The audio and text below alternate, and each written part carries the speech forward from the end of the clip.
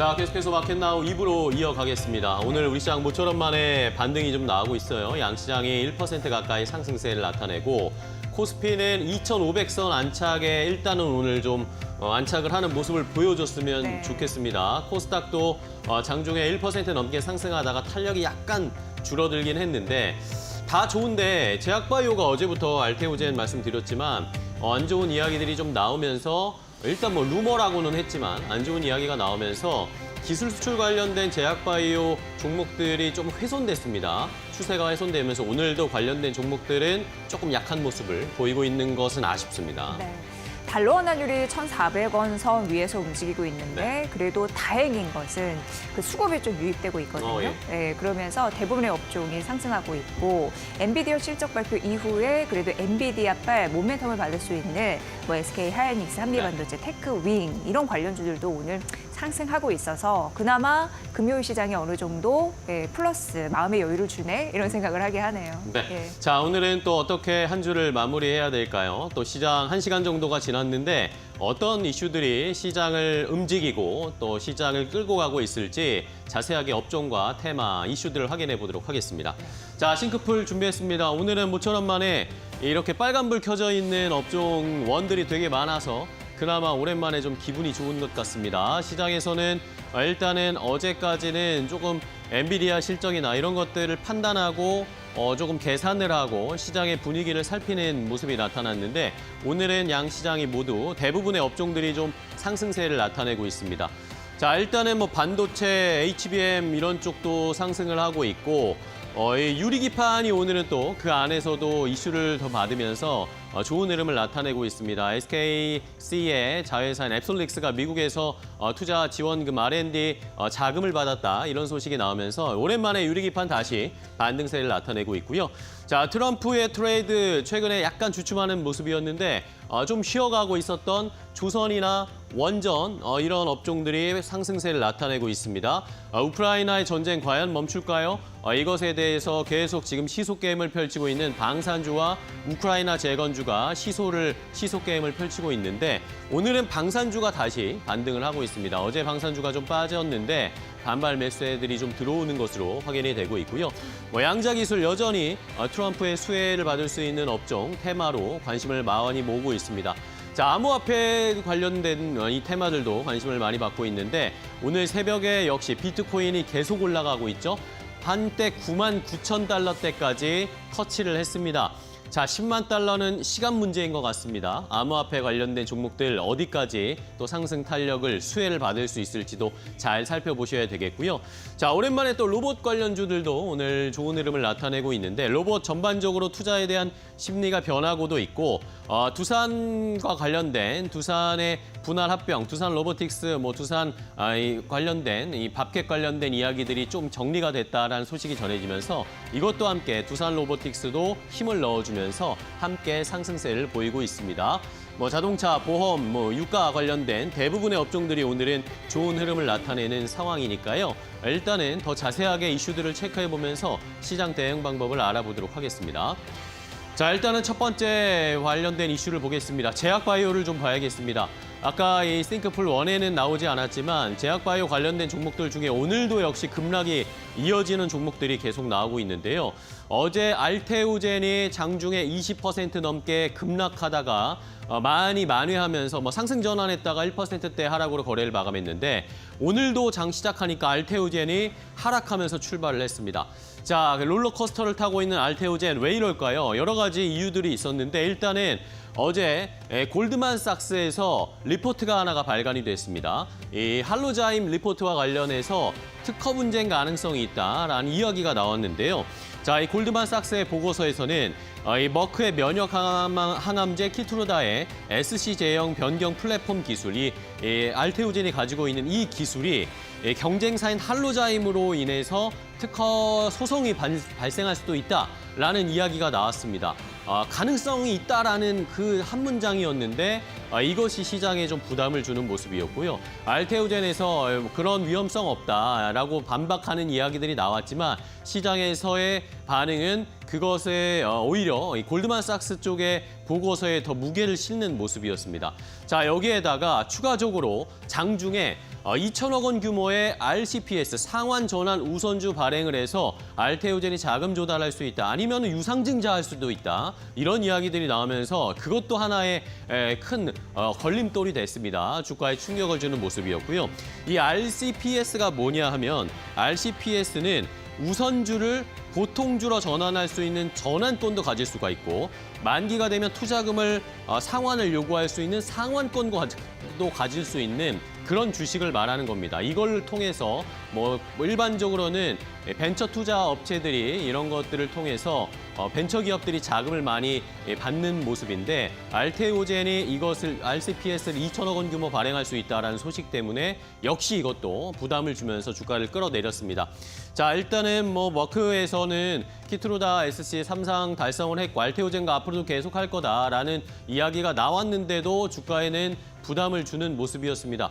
자, 여기에서 문제인 것은 알테오젠이 이렇게 기술 수출과 관련된 이제 제약바이오는 그래도 튼튼할 것이다. 앞으로의 뭔가 보장된 미래가 있을 것이다. 조금은 안정성을 가질 수 있을 것이다라는 우리의 투자 심리들이 있었는데 이것이 약간 훼손되다 보니까 추가적으로 이제 알테오젠 다음으로 기술 수출에 성공 가능성이 있었던 그러면서 주가가 많이 올라갔던 종목들이 일제히 좀 하락세가 크게 나오고 있는 상황입니다. 오늘 뭐 대표적인 펩트론 같은 종목들이 그런 큰 폭의 낙폭을 나타내고 있는데요. 자, 그럼 제약바이오 관련된 종목들 추세가 변형되는 것은 아닌지 추세가 훼손되는 것은 아닌지 주가의 흐름을 함께 체크해 보겠습니다.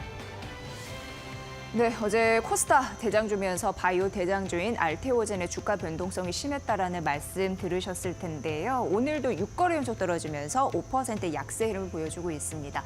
어제까지만 보면 외국인과 기관의 동반 팔자가 2거래 연속 있었고 기관의 매도 물량이 연이어 나타나는 흐름들이 주가를 좀 무겁게 진돌리는 수급적인 악영향도 있었다라는 점 밝혀드리도록 하겠습니다. 보로노이 같은 경우에도 5거래 연속 약세 흐름을 보이고 있는데 유방암 치료제에 대해서 임상이 연말 쯤 예정이 되어 있다라는 소식이 있어서 좀 참고를 해보시면 될 것 같고요. 펩트론이 오늘도 21% 넘는 급락세를 보여주고 있는 상황이거든요. 근데 뭐 악재를 찾자면 사실 그동안 이제 비만 치료제에 대한 기대감 때문에 주가가 급등한 바가 있었습니다. 그런 부분을 한번 보시면서 12월 유중 이후에 물량이 되고 출회가 될 수 있다라는 가능성이 언급됐거든요. 이런 흐름도 함께 좀 투자 심리에 악영향을 미치고 있다라고 정리를 해볼 수 있을 것 같습니다. ABL 바이오가 9거래 연속 낙폭을 좀 확대하면서 오늘 1% 약세 흐름을 보여주고 있는 상황이고요. 다만 HLB 같은 경우에는 그 간암 신약 미국 FDA 승인 소식 때문에 그 기대감 그리고 그 호재가 더해지면서 오늘 3% 상승세에 차별화되고 있다라는 점 말씀드리도록 하겠습니다. 제약바이오주 전반적으로 그 미국 트럼프 대통령 당선이 된 이후에 국채 수익률이 올라가면서 좀 악재성 재료가 꼈고 그리고 무엇보다도 이제 그 백신 관련해서 회의론자이죠. 예, 그 인물이 보건복지부 장관에 내정이 된다는 소식 때문에 무겁게 진돌리는 흐름들이 있었는데요. 어찌됐건 개별 호재에 튀는 또 종목들은 차별화되고 있다는 점이 특징이 아닐까 싶습니다. 다음 테마 함께 만나보시죠. 자, 다음은 유리기판주를 보겠습니다. 유리기판주도 오늘 오랜만에 상승 달력이 나오고 있고 관심도 많이 받고 있는데 새벽에 이슈가 좀 있었습니다. 유리기판주 이제 반등할 수 있을까요? 자, 일단은 SKC의 자회사인 앱솔릭스가 미국 정부로부터 보조금을 받게 됐다라는 소식이 유리기판주들을 전반적으로 끌어올리는 역할을 해줬습니다. 자, 미국 상무부가 반도체 지원법상의 이 국가 첨단 패키징 제조 프로그램 이 NAPMP에 근거해서 1억 달러의 R&D 관련된 보조금을 지원하기로 했습니다. 전반적인 컨소시엄을 구성했는데 그 안에 앱솔릭스도 함께 포함되어 있었기 때문에 함께 앱솔릭스가 1억 달러 정도를 수령하게 되는 것인데 자, 이것이 그전에는 반도체법에 따른 생산 보조금 7,500만 달러를 한번 수령을 했습니다. 그런데 여기에다가 추가적으로 이번에는 R&D 보조금을 수령하게 되는 것이어서 기술력을 인정받은 것이고 앞으로의 사업 확장도 기대할 수 있다라는 이야기들, 그런 평가들이 나오고 있습니다. 자, 이제 바이든 행정부, 바이든 대통령의 임기가 얼마 남지 않았는데 TSMC가 뭐 칩스법으로 지원금 받았다 이야기가 나왔죠. 마지막까지 이제 바이든 대통령이 모든 것을 좀 해결하고 가려고 하는 양상들이 나타나고 있습니다. 삼성전자, SK하이닉스도 과연 이런 반도체 지원법에 관련된 보조금을 수령할 수 있을지, 일단은 앱솔릭스가 오늘은 유리기판 관련된 이슈로 함께 수령을 할 수 있게 되는 상황이고요. 자, 여기다가 플러스 알파로 얼마 전에 엔비디아의 블랙웰의 발열 논란이 있었죠. 이것 때문에 엔비디아 주가 약간 주춤하는 모습이었는데, 자, 이렇게 발열이나 뭔가 결함이 있다. 그러면 결국에는 뭔가 수정을 하고 보완을 해야 될 텐데, 그것의 대안이나 해결책은 결국에 유리기판을 사용하는 것이다라는 그런 논리들도 계속 시장에서 형성이 되고 있습니다. 자, 이러면서 유리기판 관련주들 오랜만에 반등하고 있는데 그동안 조정을 좀 많이 받았습니다. 과연 다시 반등할 수 있을까요? 일단 오늘의 주가 흐름 체크해 보겠습니다. 네, 꿈의 기판으로 불리는 유리기판. 오늘의 주인공 SKC라고 할 수 있겠는데 보조금 이슈가 더해지면서 9% 가깝게 급등을 하고 있습니다. 그리고 SK 자회사의 유리기판 검사 장비를 납품하는 HP 테크놀로지도 9.6% 강세 힘으로 오늘 오전장을 출발하는 모습이네요. 특히나 필옵틱스 7.5% 강세임을 보여주고 있습니다. 유리비판 가공 기술에서 선두적인 지위를 유지하고 있는 대표적인 기업이다라고 보시면 될 것 같고요. 그리고 YC캠이 오거레일만에 반등하면서 3.5% 강세에 JNTC도 유리비판 관련주이거든요. 오늘 3.9% 상승 보여주고 있습니다. 다음 테마 만나보시죠. 자, 마지막으로 로봇주들 보겠습니다. 로봇주들이 뭐 전반적으로 주가도 오르고 있는데 여기에 더해서 두산그룹이 이 분할 합병안이 결국엔 금융당국의 승인을 얻었다라는 소식도 함께 나오면서 두산 로보틱스도 함께 주가가 많이 끌어올라가고 있는 상황입니다. 자, 7차 정정신고서, 7번의 정정신고서를 계속 제출하면서 두산이 결국에는 이 분할 합병안을 관철시키고 말겠다라는 그런 의지들이 보였던 것 같습니다. 자, 두산 밥켓을 두산 에너빌리티에서 떼어내서 이것을 두산 로보틱스로 편입시키는 이 분할 합병안을 두산이 계속 추진하고 있었는데요. 자, 지난 7월부터 계속해서 이 관련된 정정신고서를 제출했고 이러면서 4개월 정도 만에 결국에는 승인을 받아내게 된 것입니다. 자, 이러면서 로봇 관련주들이 두산 로보틱스가 오늘 많이 튀어오르는 모습이었고 두산 로보틱스뿐만 아니라 다른 로봇주들도 함께 상승세를 나타내고 있습니다. 얼마 전에 말씀드렸죠. 이 로봇주들이 트럼프의 수혜주가 될 수 있다, 또 머스크의 수혜주가 될 수 있다라는 그런 시장의 분위기들이 형성됐고요. 자, 여기에다가 그동안 조정을 많이 받았기 때문에 굉장히 지금 가격이 많이 내려온 상태입니다. 그러니까 가격 메리트도 어느 정도 있다. 여기에 플러스 알파로 최근에 시장에서 뚜렷한 주도주가 나타나고 있지 않다 보니까 테마성 움직임으로 이슈나 관련된 좋은 소식이 있는 업종이나 테마로 수급이 급격하게 쏠립니다. 그런데 요즘에 로봇주들로 수급이 좀 쏠리고 있는 이런 세 가지의 긍정적인 영향, 여기에다가 오늘 두산 로보틱스와 관련된 이슈까지 겹쳐졌습니다. 자, 그렇다면 마지막으로 두산 로보틱스 포함한 로봇 관련주들의 주가 흐름도 확인해 보겠습니다. 네, 오늘 로보티즈, 로보스타 강합니다. 로보스타는 LG전자가 최대 주주로 있습니다. 4% 강세이고 LG전자가 2대 주주로 있는 로보티즈는 7.6% 상승하는 중입니다. 레인보우 로보틱스 같은 경우에도 삼성전자가 국내에 로봇 기업에 처음 투자한 기업이 아니겠습니까? 오늘 3% 상승하고 있고 유일 로보틱스는 SK온의 자회사에 지분 투자를 받은 바가 있습니다. 관련주로 3.3% 상승하고 있네요. 휴림 로봇 역시 1.7% 오르면서 오늘 로봇 관련주의 분위기는 좋다라고 얘기할 수 있겠습니다. 자, 시장의 이슈들, 시장을 움직이는 종목들 함께 확인을 해봤는데요. 이제 더 자세한 종목 전략 알아봐야 되겠죠? 이데일리온 파트너와 함께 종목 전략 알려드리겠습니다.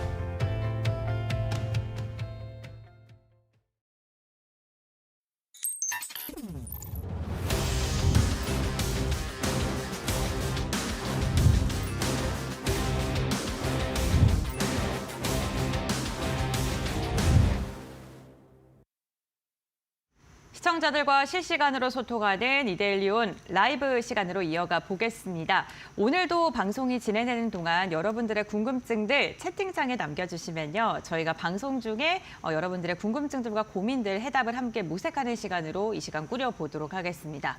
오늘 이 시간에 이데일리온의 박정식 파트너와 함께합니다. 안녕하십니까? 네, 안녕하세요. 네, 반갑습니다.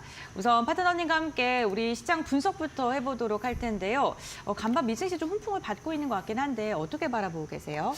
네, 간만에 일단 외국인도 우리 국내 시장에 네. 좀 유입이 되고 있는 그런 상황이기 때문에 훈풍이다라고 이제 말할 수 있을 것 같은데요. 일단 이렇게 좀 긍정적으로 외국인이 좀 유입되는 이유는 아무래도 이제 엔비디아의 호실적과 그리고 소비 지출, 미국 시장에서 소비 지출이 늘면서 연말 랠리도 좀 기대해 볼 수 있겠다라는 어떤 낙관론, 이제 이런 것들이 좀 투심을 살리면서 국내 증시에도 외국인의 매수력을 좀 이끌어주는 것이 아닌가, 유입시키는 것이 아닌가 그렇게 생각을 합니다. 또 거기에 최근 들어서 연기금이 지속적으로 순매수를 해주면서 지수 방어에 힘쓰고 있는 그런 상황이기 때문에 이제 본격적으로 우리 증시도 어느 정도는 좀 반등력을 좀 이어갈 수 있는 여력이 발생이 되지 않았나 그렇게 생각을 하고 있고, 이제 그로 인해서 이제 본격적으로 좀 긍정적인 모멘텀이 있는 대형주들 또는 호실적을 기록하고 있는 종목들, 이제 이런 것들도 이제 서서히 올라갈 수 있는 그런 시장의 기반이 마련됐다라고 판단이 됩니다. 그래서 이제 투자 시점을 조금 찾는 분들이 만약에 있다면 오늘부터 한번 잘 종목을 선택해 보시기 바라겠습니다. 네, 알겠습니다. 시장의 분위기가 이제는 좀 긍정적인 방향성으로 변경되고 있다라고 이야기해 주셨습니다. 증시 대기자금이 지금 역대 최고치다라는 소식도 전해지고 있는데 지금 현금을 꽉 쥐고 계신 분들께서는 오늘 방송도 함께 보시면서 투자 포인트 잘 살펴보셔야 될 것 같습니다. 모멘텀이 있는 기업들 그리고 종목을 중심으로 해서 집중하면 좋겠다라고 이야기했던 만큼 오늘 이슈에 대해서 좀 심도 있게 이야기를 나눠볼 텐데요. 그렇다면 박정식 파트너가 지금 눈여겨보고 있는 모멘텀 그리고 이슈가 있다면 어떤 게 있을까요? 오늘 다시 한번 또 로봇 관련 종목들이 또 강하게 올라가고 네. 있는 그런 상황이더라고요. 그래서 이 시간에는 일단은 오전장에 좀 굉장히 좀 핫하게 좀 부각을 받는 이슈만 제가 좀 들고 오려고 노력을 하고 있어요. 네. 그래서 장 딱 시작하자마자 한 20분 쫙 지켜보다가 선택한 게 이제 로봇인데요. 네. 자, 지금 현재 보시면 이제 의료 로봇이 일단 혁신 의료기술 시장에 진입을 이제 빨리 할 수 있다라는 어떤 그런 지금 언론 보도가 나오고 있습니다. 최대 490일에서 140일로 좀 줄이겠다라는 지금 이야기가 나오고 있는데, 아무래도 이제 인공지능 그리고 진단 보조기기, 의료용 로봇 이런 이제 혁신 의료기기가 시장에 즉시 진입할 수 있도록 규제를 좀 완화시키겠다라는 지금 논의를 한 것으로 일단 풀이가 되고 있고요. 대신 이제 안전성 검증을 강화하고 동시에 문제가 되는 기술은 바로 사용 중단 조치시키겠다라는 언급도 같이 하고 있는 상황입니다. 그래서 이번에 보건복지부와 그리고 식품의약품안전처 그리고 국무조정실 이 이제 세 곳에서 이번에 한번 이러한 것들로 인해서 그러니까 새로운 의료기기 시장 진입 절차 개선 방안을 논의를 했기 때문에 오늘 요 의료기기 관련 로봇 관련 종목들, 지능형 로봇 관련 종목들이 좀 강하게 움직이고 있습니다. 그래서 그 관련 종목이 일단 뭐 솔트룩스, 뭐 로보티즈, 로보 이런 다양한 로봇 관련 종목들이 좀 상승력이 나타나고 있는데 한번 여러분들이 한번 잘 관심을 좀 기울여 볼 필요성이 있을 것 같고요. 또 거기다가 이제 로봇 관련 이슈가 한 가지가 아니에요. 또 두 번째로는 미국의 로봇 개발 스타트 업체 이 피규어라는 회사가 있는데 이 회사가 개발한 이제 피규어 공투가 이제 본격적으로 이제 자동차 공장에 투입이 돼서 이제 제조업에 이제 생산을 하고 있는 그런 상황인데, 이번에 조금 이제 속도를 4배나 증가시킨 로봇이 일하는 어떤 그런 영상을 이번에 공개를 했습니다. 그래서 정확도도 한 7배 가량 향상됐기 때문에 하루에 1000건의 이 차량 생산 작업을 좀 처리할 수 있다라고 지금 영상이 공개된 상황이 있기 때문에 아무래도 이제 휴머노이드 관련 로봇들도 오늘 좀 강한 흐름을 좀 보이고 있는 상황이고요. 또 이제 머스크 신경과학 스타트업 뉴럴링크가 이 캐나다 규제 당국으로부터 임상 시험 승인이 났다고 합니다. 그래서 이 토론토 웨스트 웨스턴 병원에서 뉴럴링크가 만든 뇌칩 이식 장치를 이제 시험할 것이다라고 하고 있기 때문에 뭐 링크 제네시스나 이제 솔본 이제 이런 같은 종목들 신경만 처리 장치 관련 종목들이 좀 상승력이 나타나고 있는 그런 상황이어서 이런 것들도 한번 여러분들이 관심 있게 지켜보시면 좋을 걸로 판단이 됩니다. 네, 뭐 휴머노이드 로봇 그리고 의료 로봇 저희 동시에 조금 상승하고 있는 모습이고요. 종목 조금만 더 자세히 봐주실 수 있을까요? 네. 좀 그 가운데서도 주목해 볼 만한 거, 뭐 차트를 좀 봐주시면 좋을 것 같아요. 오늘 또 이제 변동성이 나오니까요. 네. 네, 우리 시청자분들께서 궁금하실 것 같아서요. 일단은 뭐 네. 솔트록스 먼저 한번 좀 볼게요. 좋습니다. 네. 지금 현재 좀 상승력이 네. 일단 뭐 기술적으로만 좀 살펴봐 드리면 네. 그동안 좀 어느 정도 조정을 받으면서 바닥권에서 지금 양봉 상승력이 나타나고 있는 상황이거든요. 그래서 네. 아무래도 이 상태로 주가의 상승력이 조금 더 유지될 수 있는 가능성이 존재할 것 같습니다. 그래서 현재 이제 솔트록스를 좀 관심 있게 보시면서 투자하시는 분들이 만약에 있다면 지금 현재 매수도 가능할 것 같고 이 상태로 내일 양봉 하나가 더 뜨게 된다면 지속적인 상승력을 여러분들이 염두를 해 가시면서 홀딩 유지하시면 될 것 같고요. 만약에 조정을 받더라도 다시 한 25,000원 정도 선에서는 재매수 관점으로 여러분들이 접근을 하신다면 앞으로 좋은 결과를 만들어갈 수 있을 것으로 판단이 되고 있고요. 또 한 종목 보면은 링크 제니시스 한번 또 봐드리도록 하겠습니다. 자, 링크 제니시스도 일단 시세가 나쁘지 않은 것 같아요. 그동안 이제 좀 많이 조정을 거쳤습니다. 그리고 이번에 이제 그 뇌신경과학 스타트업 뉴럴링크가 임상 시험을 하게 되는데 이게 뭐 조만간 금방 나오겠죠. 어차피 시술이다 보니까. 자, 그렇기 때문에 여기서 또 한 번의 이슈를 터뜨리면 이 종목이 또 부각을 받을 수밖에 없기 때문에 지금 현재 이 조정을 받을 때 여러분들이 이제 매수 타이밍으로 이제 접근을 하시면 될 것 같은데 이미 이제 윗꼬리를 달리면서 음봉이 떨어지고 있는 상황이죠. 이제 이런 상황에서는 조금 조정을 받으면 한 대략 한 4,400원 정도, 그 한마디로 전일 종가 정도 수준까지 좀 조정을 받을 때까지 기다려야 됩니다. 그래서 4,400원 이하로 여러분들이 모아가신다면 재차 이슈가 나올 때 단기적으로 5,400원 정도 자리까지는 또 바라볼 수 있지 않을까 생각을 하고 있습니다. 네, 알겠습니다. 휴머노이드랑 의료 로봇 각각 한 종목씩 차트까지 좀 자세히 이야기를 해봤고요. 그럼 다음 이슈도 한번 이야기를 나눠볼 텐데 오늘 오전부터 좀 주목하고 계셨던 이슈이기도 합니다. 유리기판 관련해서 네. 또 언급을 해주시면 좋을 것 같은데요. 사실 그 보조금 관련해서 미국에서 이제 정권이 바뀌면 보조금을 우리나라가 못 받을 가능성이 크다라는 여러 가지 이야기가 있는데 그 가운데 보조금 이슈가 나왔습니다. 좀 자세히 말씀해 주시겠어요? 네. 네.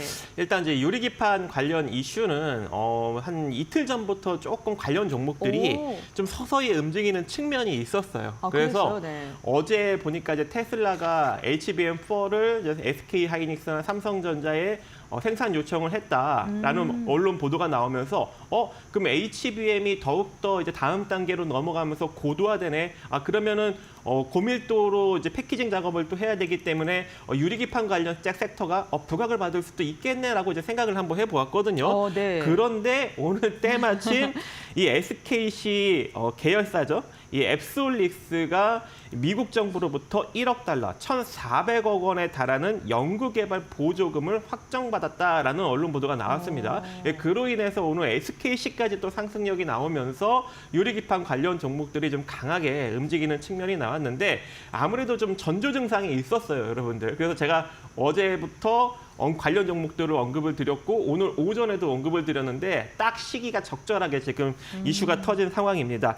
이미 일단은 앱솔리트 같은 경우에는 지난 5월에 이 반도체 지원법을 통해서 7,500만 달러, 약 1,000억 정도를 받았습니다. 그래서 이번에 R&D 보조금을 추가적으로 더 받은 상황이기 때문에 아무래도 이제 본격적으로 이제 유리기판 상용화에 박차를 가할 것으로 일단 보여지고 있고 올해 상반기에 대략 한 12,000제곱미터 규모의 제1공장을 이제 완공을 한다고 합니다. 그러면 이제 내년 정도부터 이제 본격적으로 양산이 될 수 있는 가능성이 존재하고 향후에는 72,000제곱미터 규모의 제2공장도 지금 건설을 검토할 것이다라고 하고 있기 때문에 아무래도 이제 생산 캐파가 3년 안에 빠르게 좀 증가될 수 있는 가능성이 존재할 것 같고요.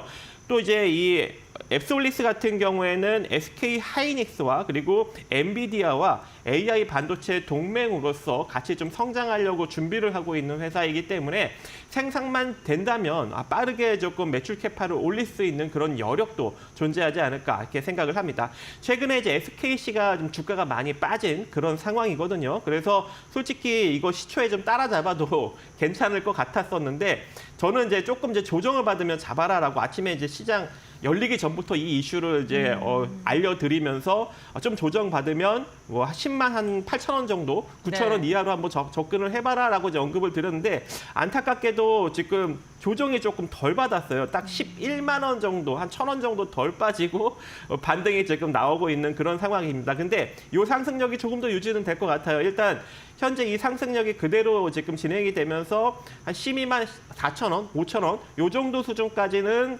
내일까지 좀 이어질 것 같습니다. 그래서 보유하신 분들은 조금 더 홀딩감 좀 유지해 가시면서 접근을 하시면 되고 만약에 이 12만 5천 원, 4천 원짜리를 넘어서는 흐름이 나오게 된다면 그때부터는 이제 중기적으로 본격적으로 시세가 살아날 수 있는 가능성도 존재할 것 같습니다. 자, 그렇게 된다면은 지금 20만 원을 찍고 내려왔던 측면이 있거든요. 계속 고점에서 두 번이나 20만 원대 저항을 받고 내려왔는데 다시 올라가게 된다면 이 20만 원짜리도 돌파할 수 있는 여력도 우리가 생각을 해볼 수 있겠죠. 그래서 일단 12만 5천 원 정도 자리까지 단기적으로 바라보시고 돌파 안착한다면 조금 더 홀딩 관점 유지해 가시면서 끌고 가시면 좋을 것 같습니다. 네, 알겠습니다. 유리기판 이슈 두 번째로 언급을 해주셨고요. 그 대장주로 SKC가 움직이고 있는데 차트 분석 가격 전략까지 잡아주셨습니다.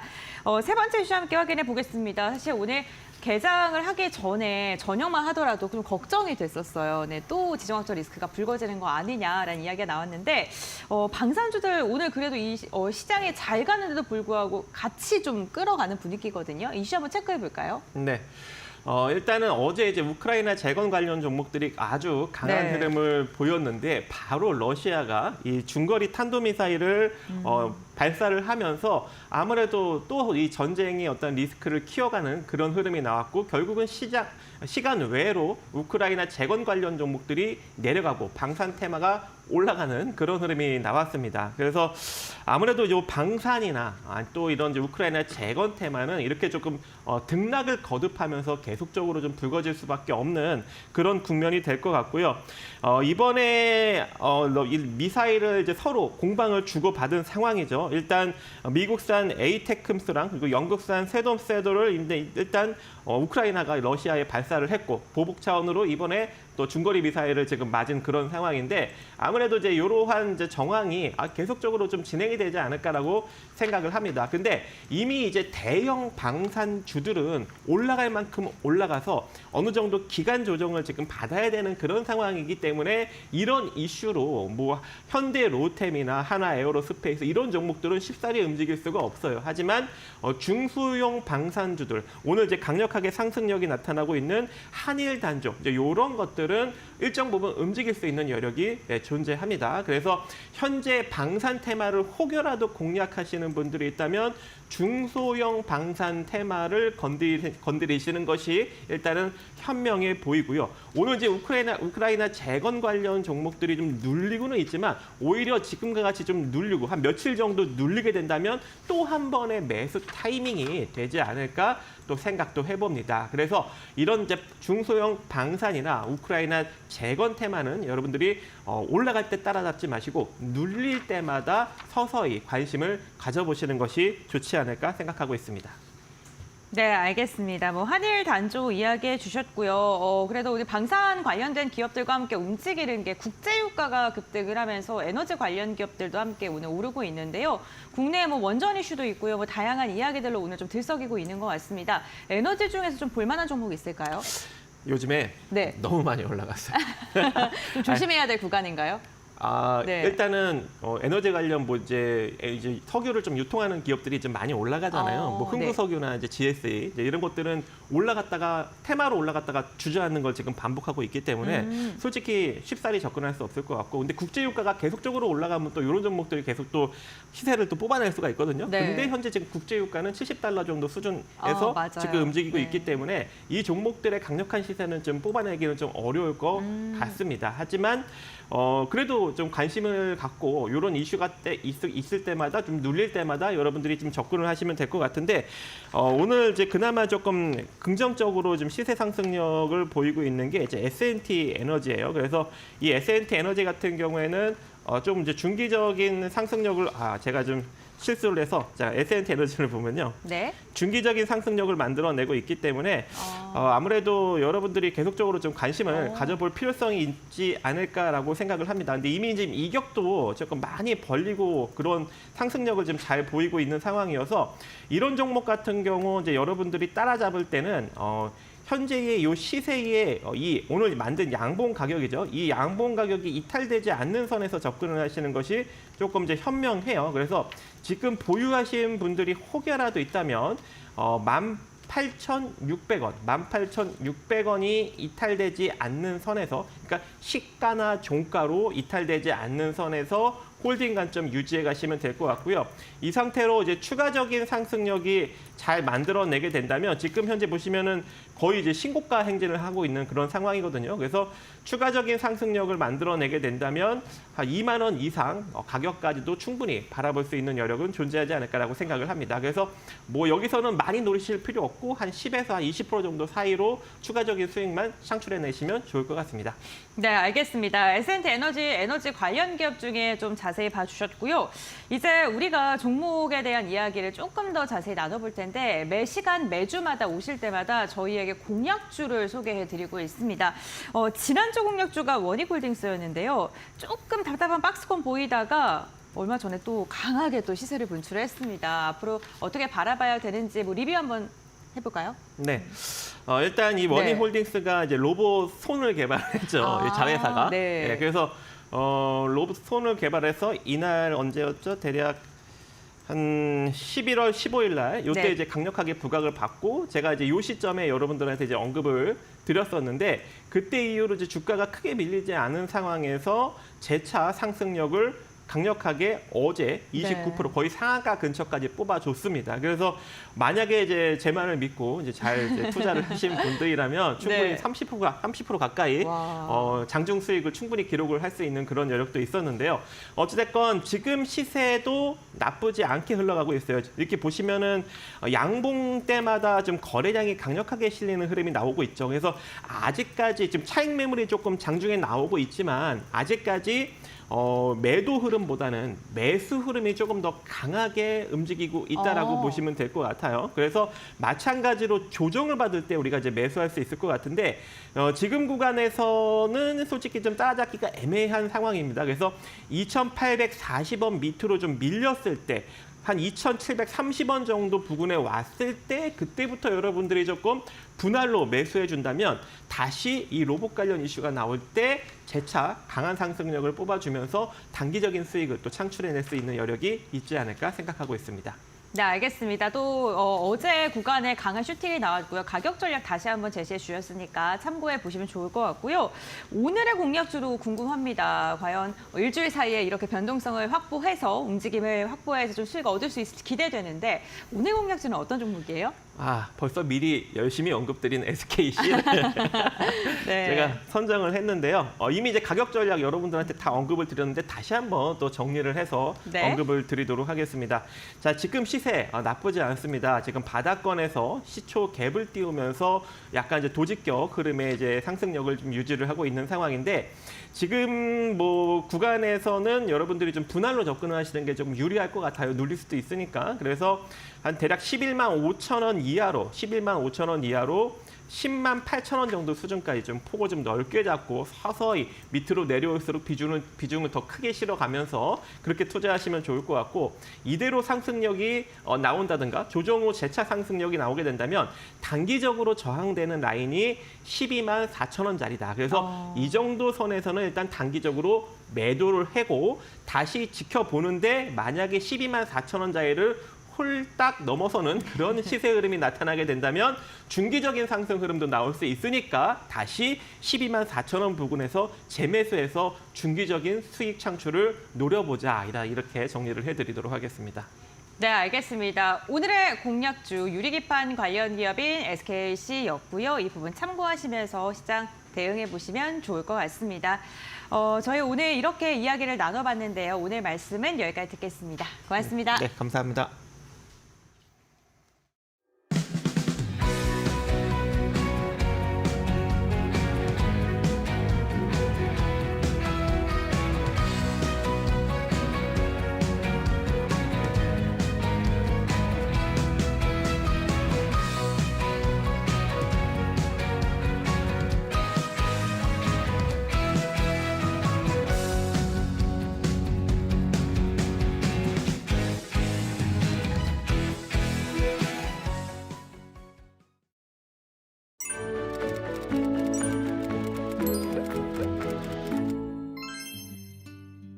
안녕하세요. 오늘은 경제를 이해하는 데 중요한 지표 중 하나인 구매관리자 지수, 즉 PMI에 대해 간단히 설명드리겠습니다. PMI는 퍼처싱 매니저즈 인덱스의 약자로 구매관리자 지수를 뜻합니다. 이 지수는 제조업과 서비스업에서 활동을 측정하여 경제의 현재 상태와 미래 전망을 파악하는 데 사용됩니다. PMI는 기업의 구매 관리자들이 직접 보고한 데이터를 기반으로 작성되며 신규 주문, 재고 수준, 생산 수준, 공급업체 배달 시간, 고용 환경 등의 5가지 주요 지표를 기반으로 산출됩니다. PMI 지수는 경제 활동을 현재와 미래를 분석하는 데 매우 중요한 역할을 하는데요. 특히 제조업과 서비스업 부문에서의 PMI 지수가 경제 활동 수준을 파악하는 데 사용되며 미 연준을 포함한 많은 기관들이 주시하는 지표이기도 합니다. 경제의 전반적인 건강 상태를 가장 신속하게 반영하기 때문이죠. PMI는 50을 기준으로 경제의 확장과 수축을 구분합니다. 50 이상이면 경제 활동이 확장되고 있다는 신호로 일반적으로 기업의 수익성 증가와 고용시장 개선, 소비자 신뢰도 및 지출 증가로 이어집니다. 반대로 지수가 50 이하로 떨어지면 경제 활동이 위축되고 있다는 뜻으로 해석되는데요. 이것은 투자 감소, 고용 축소, 경제 성장률 하락으로 이어질 수 있습니다. PMI는 정부, 기업, 투자자 모두에게 유용합니다. 정부는 경제 정책을 설계할 때, 기업은 사업 전략을 세울 때, 투자자는 시장 동향을 파악할 때 PMI 데이터를 참고합니다. 특히 PMI는 다른 경제 지표들보다 빠르게 발표되기 때문에 경제의 선행 지표로 평가받습니다. PMI를 통해 경제의 현재 상태를 파악하고 미래를 예측함으로써 변화에 잘 대비할 수 있는 거죠. 특히 미국의 PMI 지수는 전 세계 경제에 영향을 미칠 수 있습니다. 미국 경제가 글로벌 경제에 미치는 영향이 크기 때문이죠. 시청자 여러분도 발표일에 눈여겨보시면 경제의 흐름을 파악하실 수 있을 거예요. 오늘도 함께해 주셔서 감사합니다. 다음 시간에 더 좋은 정보로 찾아올게요.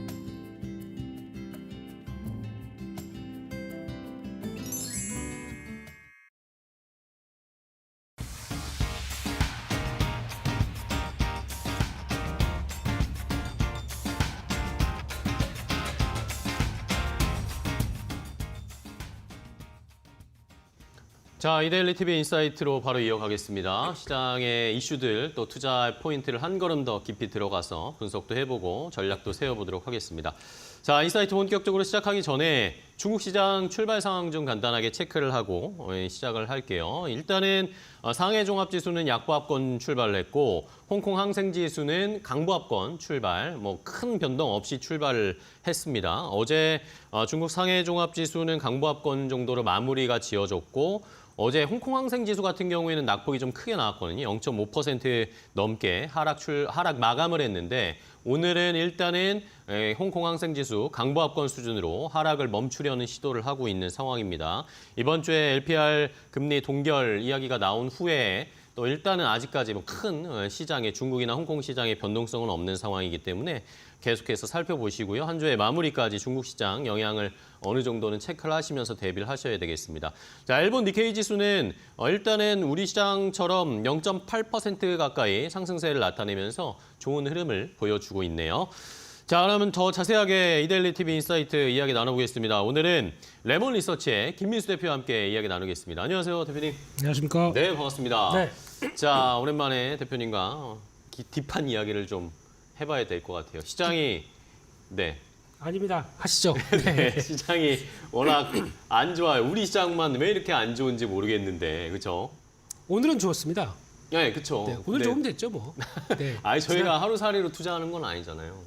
요즘 하루살이처럼 매매해야 살 것 같았는데. 아, 그런가요? 네. 근데 오늘은 그래도 그나마 조금 분위기가 나은 것 같아서 다행이긴 한데 이게 얼마까지 언제까지 이어질지 모르다 보니까 그러니까요. 예, 불안하긴 하지만 그래도 중요한 거는 지난번에 한 2,480선 여기 넘어오면서 뭔가 조금 좀 분위기가 바뀌는 느낌은 들었습니다. 아, 그래요? 네, 시장은 네. 뭐 정신없이 뭐 바이오 빠지고 뭐 또 방산 빠지고 뭐 정신없이 네. 움직인다고 하더라도 결론은 그래도 자리는 잡아가는 모습들 아니냐 쪽에 무게를 두는데 아무튼 잡아갔으면 좋겠고요. 그러게요. 예. 2,500선은 일단은 좀 유지하려는 시도가 보여요. 어제도 한 2,496포인트 선인가? 뭐 그 정도까지 올라갔다가 좀 빠졌는데. 갖다 다 빠졌죠, 네, 막판에. 일단은 예. 오늘은 또 2,500선, 이번 주에는 2,500선 마무리를 한번 기대를 해보겠습니다. 코스닥에서는 제약바이오가 문제고. 그렇죠? 네.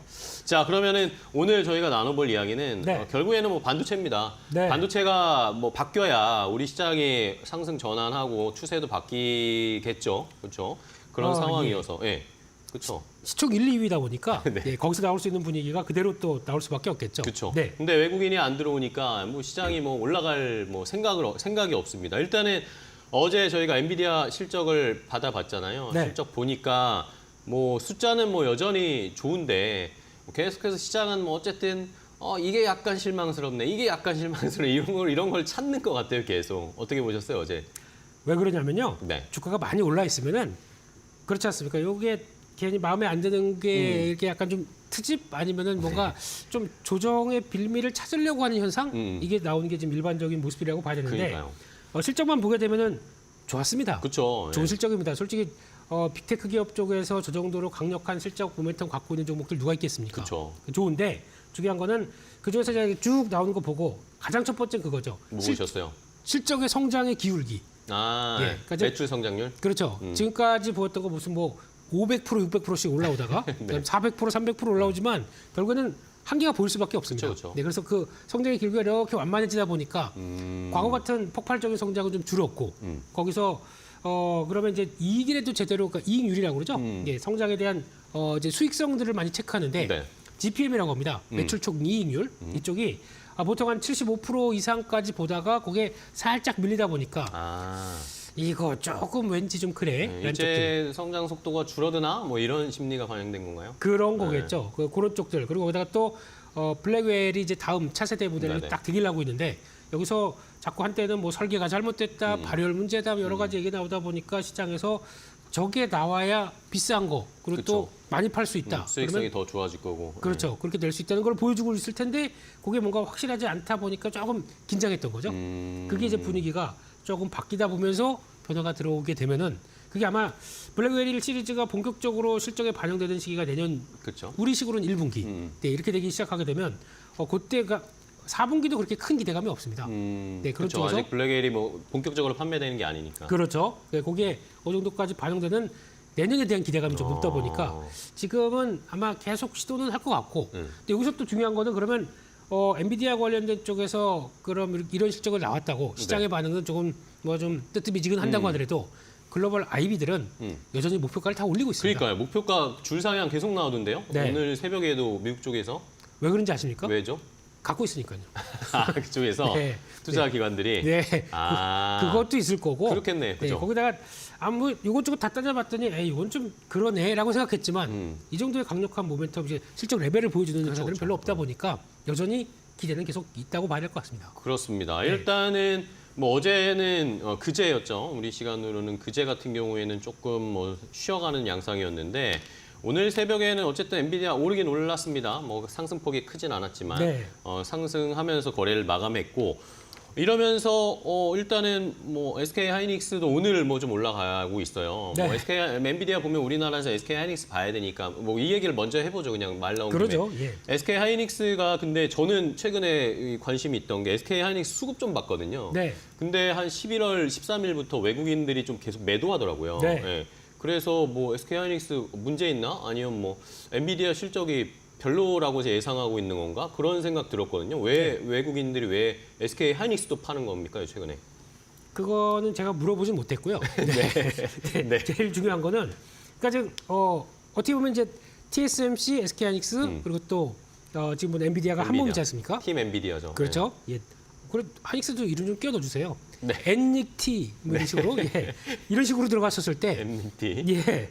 거기서 나오는 이제 엔비디아에 대한 실적 불안감들이 있다 보니까 약간 좀 주춤했던 건 사실인 것 네네. 같고 게다가 또 최근에 계속 나오는 얘기들은 메모리 반도체에 대한 불안감들. 아, 네. 내년 가게 되면 이제 모건 스탠리도 그렇고 네. 트렌드 포스도 그렇고 시티그룹도 그렇고 일단 업황은 약간 좀 슬로우해질 것이다. 아. 네. 이런 상황들이 아무래도 주가에 영향을 끼쳤는데 네네. 그럼에도 불구하고 메모리 업황이 이제 뭐 이제 IT 수요들이 지금 그만큼 못 받쳐주다 보니까 그렇게 나오는 현상은 있다고 하더라도 네. 하이닉스는 좀 다른 게 HBM으로 그렇죠. 그러니까 수익성을 더 훨씬 더 올렸잖아요. 끌어올릴 네. 수 있는 모습들이고 내년 같은 경우는 그래도 다 예약이 돼 있는 게 그렇죠. 만약에 그러면 누구랑 HBM4 다음 시리즈로 갈래라고 하게 되면 다음 시리즈는 루빈입니다. 네. 예, 루빈으로 가기 시작하게 되면 네. 블랙 다음에 루빈으로 갔을 때 그러면 또 HBM4는 누구랑 할래? 그러면 또 하이닉스밖에 일단은 1순위는 하이닉스니까. 그렇게겠죠. 네. 그러다 보니까 이거에 따른 또 그러면 당연히 또 단가도 그리고 또 DRAM 용량도 높아질 테니까 실적은 그대로 유지가 된다라고 하게 되면 약간 업황과 메모리 업황과 조금 다르게 움직일 수 있는 종목들을 찾는다 그러면은 그나마 선택권은 하이닉스가 아닐까. 이쪽에 흐름을 보게 되면 늦게라도 네. 좀 묵직했다가도 언제든지 다시 외국인들이 살 수 있지 않을까라는 생각으로 바라보는 게 더 좋을 것 같습니다. 네. 자, 어쨌든 13일부터 계속 좀 외국인이 SK 하이닉스도 매도하니까 뭐 어쨌든 우리 반도체를 삼성전자, SK 하이닉스를 다 파니까 네. 이러니까 좀 당황스럽기도 했는데 어쨌든 메모리 업황에 대한 논란은 계속되고 있는데 이걸 어쨌든 HBM4까지 해서 만회할 수 있을 거다. SK 하이닉스는 그렇게 보시는 것 같고 그러면은 주가는 오늘처럼 엔비디아 그럼 뭐라고 해야 될까요? 이렇게 눌렸던 게 한꺼번에 좀 나오는 건가요? 오늘 SK 하이닉스 4% 넘게 상승세가 나오는데 앞으로의 그럼 SK 하이닉스는 계속 엔비디아랑 연동될 거라고 보세요, 주가? 그게 맞다고 봐야 될 것 같고요. 네네. 거의 그냥 비슷한 이제 실적 기조와 함께 주가의 동향들도 거의 유사하게 움직인다고 봐야 될 것 같고 이제 여기서 이제 중간중간 그런 건 있겠죠.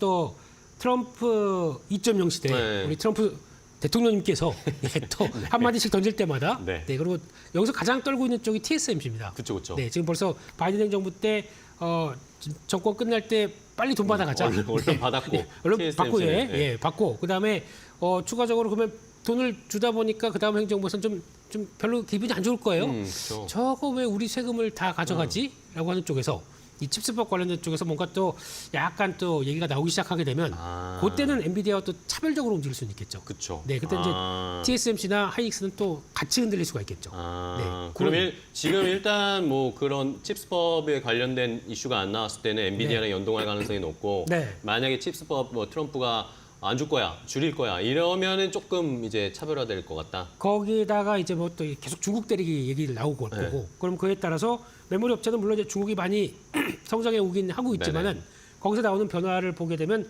왠지 또 그 센티멘탈상 자꾸 중국에 대해서 견제하기 시작하게 되면 그에 연관되는 반도체는 괜찮아 네, 이런 쪽들이 나오는 거죠. 네. 알겠습니다. 자, SK 하이닉스, 엔비디아의 주가와 연동될 수 있을지 여부는 시청자분들도 김민수 대표님의 포인트를 한번 잘 살펴보시고 자, 이제 문제는 뭐 SK 하이닉스는 그래도 HBM을 어느 정도 잘 하고 있습니다. 문제는 계속 나오는 삼성전자 얘기인데 최근에 엔비디아 이야기하면 삼성전자가 약간 이제 관심에서 약간 한 발 물러섰는데 다시 봐야 됩니다. 삼성전자 오늘도 주가가 못 가요. 삼성전자 계속 외국인 매도하고 있고 자사주 매입했지만 한다고 얘기했지만 효과가 뭐 이틀도 안 갑니다. 네. 이거 어떻게 보세요, 대표님은? 일단은 자사주 매입 들어올 겁니다. 어제도 보니까 어제 95만 8천 주로 잡히네요. 네네. 네, 그래서 그 전날도 70만 주 이러다 보니까 들어오긴 들어오는데 네. 그러니까 자사주 매입이 들어오는 만큼 외국인들이 그만큼 때린다. 그러니까요. 못 가는 거겠죠. 그러니까. 근데 외국인들의 강도가 좀 떨어진다 그러면 자사주 매입이 오히려 주가를 끌어올리는 이런 쪽이 되겠죠. 네네. 그 시소 게임이 몇 번 계속 이루어질 겁니다. 그런데 어차피 지금 내년 2월 달까지 해서는 매달 1조씩 3조는 사서 소각시키려고 하고 있다 보니까 그런 쪽을 생각한다라고 하게 되면 일단 더 밀리지는 않을 것 같고요. 근데 이제 중요한 거는 그러면 자사주 매입이 삼성전자의 주가의 추세를 강하게 돌리면서 이제 앞으로 삼성전자 고 외칠 수 있겠느냐. 그렇게 돼야 되는데. 네, 근데 과거 흐름을 보게 되면 자사주 매입만이 그런 게 아니라 자사주 매입보다 더 중요한 거는 사이클입니다. 아, 메모리 호황 호황 사이클. 예, 그러니까 지금 사이클이 딱 확장되려고 하다가 지금 다시 좀 주춤하는 모습들이다 보니까 네네. 지금 쪽에서는 오히려 하방은 지지를 하되 위쪽으로 강하게 쏘는 거는 좀 제한적이지 않을까 쪽으로 봐야 될 것 같고요. 게다가 또 삼성전자의 또 많은 문제들, 네, 많은 문제가 문제들. 많다고 보세요. 뭐 내부적으로 네네. 또 이제 예, 저희는 들으신 게 있어요? 뭐 알고 있는 내용들이긴 하지만 네. 저희 또 삼성전자한테 또 광고 받아야 되지 않습니까? 아, 이대에도 예. 예, 그러다 보니까 말을 아끼겠습니다. 네. 예, 예. 자, 일단은 그러면은 어쨌든 대표님은 자사주 매입을 해서 네. 5만 원 선은 지지해주는 하방의 모멘텀이 됐다라고 보시는 거네요. 그리고 그러니까 추가적으로 외국인들이 그동안 계속 매도를 해왔기 때문에 네네. 이제 어느 정도 매도에 대한 압박 강도가 좀 떨어진다. 그러면은 추가로 이제 약간 상승 쪽은 턴을 할 가능성이 높습니다. 그러면 아마 6만 원대, 한 6만 3천 원대 정도까지는 이제 트라이가 들어올 수 있다고 보여지고 있는데 네.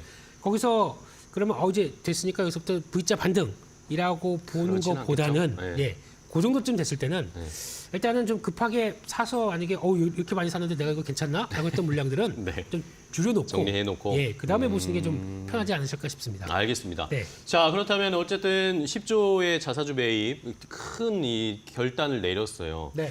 자, 그러면서 이제 시장에서 나오는 얘기는 좋다 이겁니다. 일단은 뭐 극약 처방으로 단기적인 처방으로 하방도 지지하고 주가도 방어하고 주주들한테도 어느 정도 달래기를 하고 하는 네. 거는 좋았는데 이렇게 이런 걸로 계속 뭔가 이런 말 표현해도 될지 모르겠어요. 땜질을 하려고 하는 게 아닌가. 예. 라는 그런 우려들도 좀 있습니다. 네. 뭐 인텔 비교 많이 하더라고요, 최근에. 그렇죠. 인텔이 어쨌든 과거에 잘 나가다가 뭔가 주춤하면서 주가가 무너지고 이럴 때 계속 자사주 매입을 반복적으로 하고 뭐 인원 줄이고 네. 이러면서 그러면 현금이 줄어드니까 이런 기술 투자 못 하고 네. 이런 거에 전철을 밟는 거 아닌가라는 뭐 많이 걱정하시는 분들은 거기까지 생각하시던데 어떻게 보세요? 그렇죠. 그렇긴 한데 인텔의 가장 비슷한 맥락으로 보게 되면 네네. 삼성전자나 인텔 같은 경우도 지금 일단 너무 안일했던 거. 예. 그건 인정했죠? 그렇죠. 예. 나는 1등이야 생각하게 되면 거기서 좀 안일했던 게 가장 그렇죠. 비슷한 요인인 것 같고 다를 수 있는 거. 네. 다를 수 있는 거는 뭘까요? 그래도 한국인 아닙니까? 예. 이렇게 위기가 오면 예. 또 바짝 예. 그래서 아마 긴장하고 그렇습니다. 그래서 제가 보기에는 이번 12월 초에 가게 되면 이제 사장단 인사부터 또 전반적인 그쵸. 인사가 있습니다. 이거에 관심이 많더라고요. 네. 이번에 보니까 LG는 거의 편안한 모습, 그게 크게 바뀐 게 없었는데 삼성은 좀 많이 바뀌지 않나. 많이 바뀔까요? 예.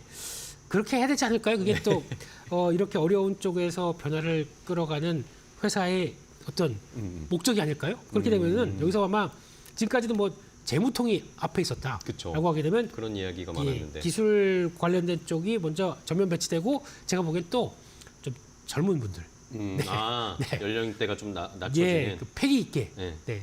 지금 삼성전자하면 아직까지도 좀 약간 좀 이미지 자체가 네. 예, 그런 걸 어떻게 좀 많이 그쵸. 바꿔야 되지 않겠습니까? 삼성 임원들 하면 약간 어르신 느낌이 있죠. 네, 그걸 모시고 회식 자리 가서 네. 이렇게 잠 받아야 될 이런 느낌이다 보니까 네. 그거는 좀 바뀌어지는 게 좀 나오기 시작하면서 그것도 하나의 좀 쇄신책이 되지 않나 생각하고 있습니다. 근데 만약에 인사를 저희가 봤어요. 인사가 나와서 봤는데 네. 뭔가 큰 변화가 없는 것 같아. 그러면 또 충격 받을 수 있을 거라고 보세요. 인사 딱 나왔는데 별게 없다. 인사해야죠 그냥. 네. 그리고 빠이빠이. 그냥 인사하고 그냥 자사주 매입으로 얼마큼 잘 방어해서 움직이는지 정도 봐야 될 것 같고 네. 거기다 또 중요한 거는 아마 그런 건 있을 겁니다. 이제 막히는 부분이 어딘지는 알고 있기 때문에 네네. 그것에 따라서 솔루션을 갖고는 있을 것 같아요. 그냥 막연한 기대감인지 모르겠지만 그렇게 됐을 때 혹시나 지금 또 올해 말까지 해서 또 엔비디아 쿨 테스트 그렇죠. 죄송합니다. 갑자기 또 네. 잊고 있었던 예, 예. 근데 이슈가 나올 수도 있고. 네, 그거를 이제 다른 뭐 매체에서 말고 직접 발표했으면 좋겠어요. 뭐 그러니까요. 기타 경영 공시 나오면서 거기서 이제 우리 그렇게 됐다라고 딱 나오게 되면 그때는 조금 좀 반응이 있겠죠. 그렇죠. 네, 그런 거라도 이재용 회장이 직접 하지는 않겠죠. 뭔가 이 소통이나 메시지가 있었으면 좋겠다 그런 이야기들도 많은 상황이니까. X에 쓰면 됩니다. X에. 예. 알겠습니다. 네. 그것도 방법이네요. 네. 자, 그러면은 어쨌든 이런 것들은 뭐 어느 정도 시장에서 뭐 우려감들은 너무 과하다라는 그런 평가들이 있는데 그래도 또 체크해봐야 될 것이 아까 뭐 디램 메모리 쪽 SK하이닉스도 얘기했는데 네. 삼성은 메모리 쪽에서는 그래도 뭐라고 해야 될까요? 잘 버텨낼 수 있을까요? 이것도 불안해하는 분들 많던데. 요게 또 문제가 좀 있죠. 네. 그러니까 일단 지금 삼성은 당장 HBM 쪽에서 그러니까 점유율도 좀 떨어지고 네네. 그리고 HBM이 가장 큰 매출처 중에 하나가 중국 쪽입니다. 그렇죠. 그런데 거기다 미국이 자꾸 중국에 새로운 기술을 들어가지 못하게 때린다. 그쵸. 그럼 삼성이 타격을 받는 거죠. 그렇죠. 그런 쪽에서 그러면 아유 디램 같은 경우라도 일단 선방에 가자라고 하는데 디램도 중국이 만만치가 그러니까 않아요. 따라오니까. 네, SK 하이닉스는 HBM으로 뭐 커버가 가능하다지만 그렇죠. 삼성전자는 이게 안 되잖아요. 네. 지금 보면은 중국 쪽에서 제가 애써 무시했거든요. 네네. 네, 그리고 특히 뭐 푸젠 진화 반도체 네. 그리고 창신 메모리 그러니까요. 이런 쪽들 무시했는데 지금 한 디램 시장에서 점유율 2~3% 정도였다가 지금 열심히 쫓아와서 예. 얼마까지 왔나요?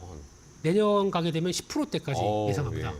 마이크론 테크놀로지 추격해요. 그게 거의 비슷해지잖아요, 마이크론이랑. 예, 예, 예. 이렇게 되기 시작하게 되면 그러면 이제 뭐 어차피 그 걔네들이 죄송합니다. 예. 네. 그들이 생산하는 거, 네. 예, DDR4 그리고 또 약간 뭐 12나노급 뭐 이런 식으로 약간 좀 신경을 안 쓰는 쪽이라고 한다고 하더라도 네. 자기네 자급자족을 하고 거기서 또 끌어내기 시작하게 되면 이거는 또 변화가 중국이 하게 되면 무섭잖아요. 또. 그렇죠. 제조업 따라오면 쪽에서. 또 속도가 엄청나게 빠르니까. 그렇습니다. 근데 그거에 대한 불안감이 높은 거고 네. 게다가 또 낸드 쪽도 그렇습니다. 네. 낸드 쪽도 양쯔 메모리라고 이 회사가 자기네 이름 달고 이제 낸드를 만들어내기 시작해요. 이런 것도 무서운 거고 게다가 또 마지막으로는 지금 나오고 있는 SMCI 저희가 네. 보통 슈퍼마이크로 컴퓨터라고 알고 있지만 네. 중국에 있는 쪽들은 파운드리입니다. 이것도 자기네가 하기 시작을 합니다. 네. 그러니까 반도체를 자급자족하기 시작하는 세팅이 딱 되기 시작한다. 아, 요러면 저게 좀 무서워지는 거죠. 그럼요. 이게 그렇게 되면은 골치 아파지는 건데 네. 뭐 화학이나 디스플레이 뭐 꼴 비슷한 양상이 나타날 수도 있는 거기 때문에 많이 긴장들을 하시는 건데. 제가 보기엔 그래서 외국인들이 파는 것 같습니다. 아, 그래요? 예, 중국에 대한 경쟁에 대한 열의 때문에 HBM보다는 중국 쪽이 따라오는 게 더 위협적이다라고 저는 생각하는 거예요? 그렇게 개인적으로 생각하고 있습니다. 아, 예, 그렇군요. 예. 네. 그러니까 이런 상황에서 그러면 삼성이 뭔가 혁신적인 뭔가 뭐 기술 개발하든지 뭔가 개선하겠다라는 사인을 보여줘야 되는데 네. 뭐 최근에 뭐 제 요즘에 시장 보면 우리나라 시장이 너무 안 좋은 상황이어서 미국 네. 시장 많이 들여다보면 미국은 막 이렇게 AI, 뭐 AI 칩, 네. 소프트웨어, 뭐 자율주행, 로봇, 우주 뭐 이런 게 다 뭔가 연결되어 있다라는 유기적으로 연결되어 있다라는 그런 산업의 트렌드가 보이는데 네. 우리나라는 어느 때부터 그런 게 좀 사라졌다고 해야 되나요? 약화됐다고 해야 되나요? 그런 모습을 잘 못 보여주는 것 같아요. 현대차 그룹 정도만 네. 자동차, 뭐 로봇, 네. 자율주행 뭐 이런 식으로 이 서클을 만들어가고 있는데 네. 삼성이 그런 모습을 못 보이니까 더 시장이 어려운 것 같다는 느낌도 들거든요. 우리 앵커님 말로는 삼성전자 팔고 현대차 사라. 네. 이런 느낌으로 들어가는 건데. 아, 그렇게 되나요? 네. 근데 가만 생각해 보게 되면 네. 한국의 이제 산업 구조와 네.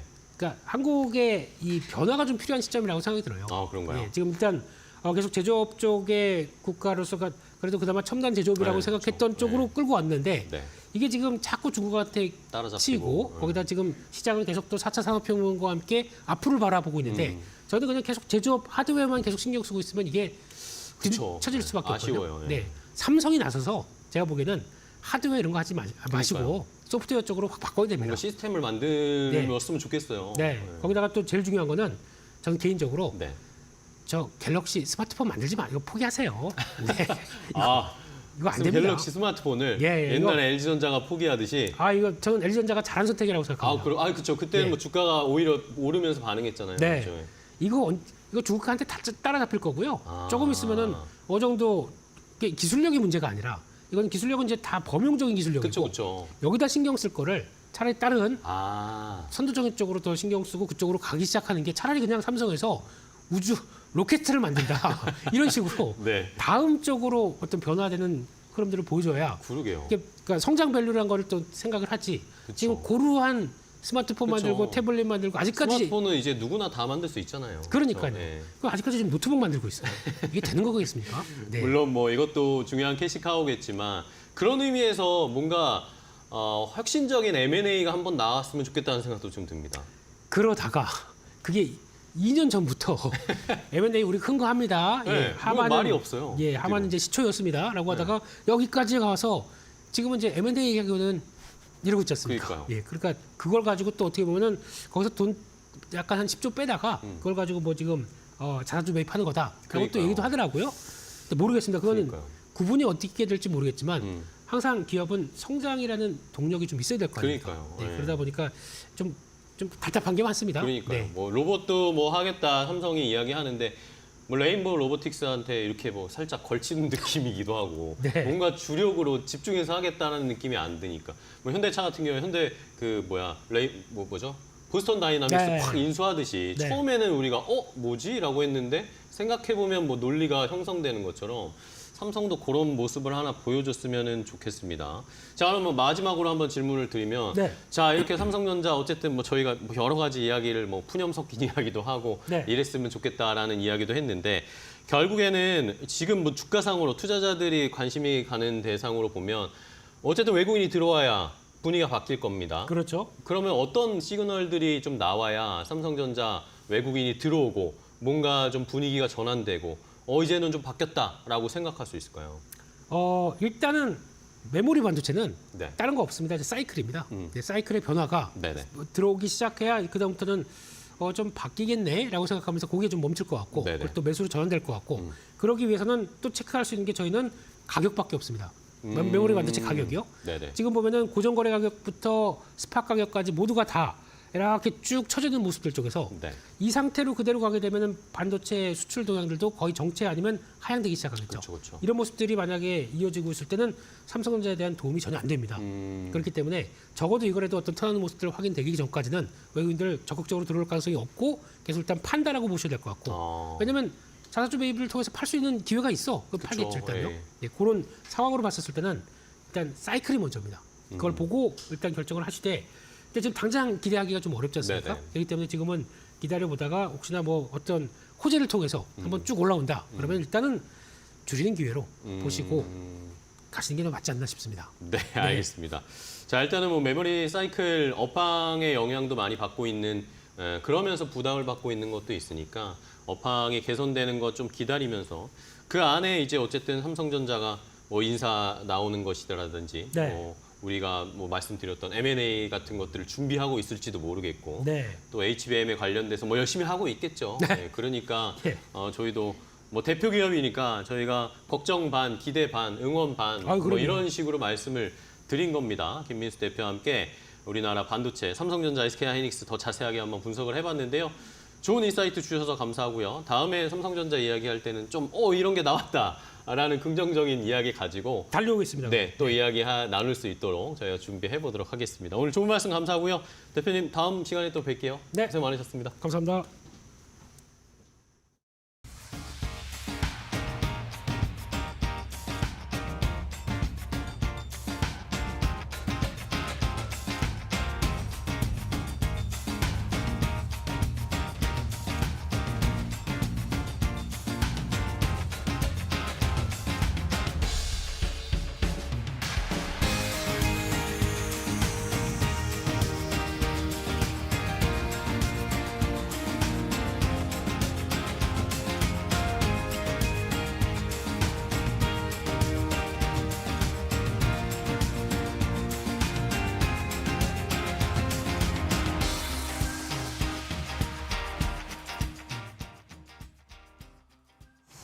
롯데그룹이 유동성 위기설에 휘말렸습니다. 이 주력 계열사인 롯데케미칼이 발행한 일부 회사채에서요, 이 재무 특약 위반 사례가 발생했기 때문입니다.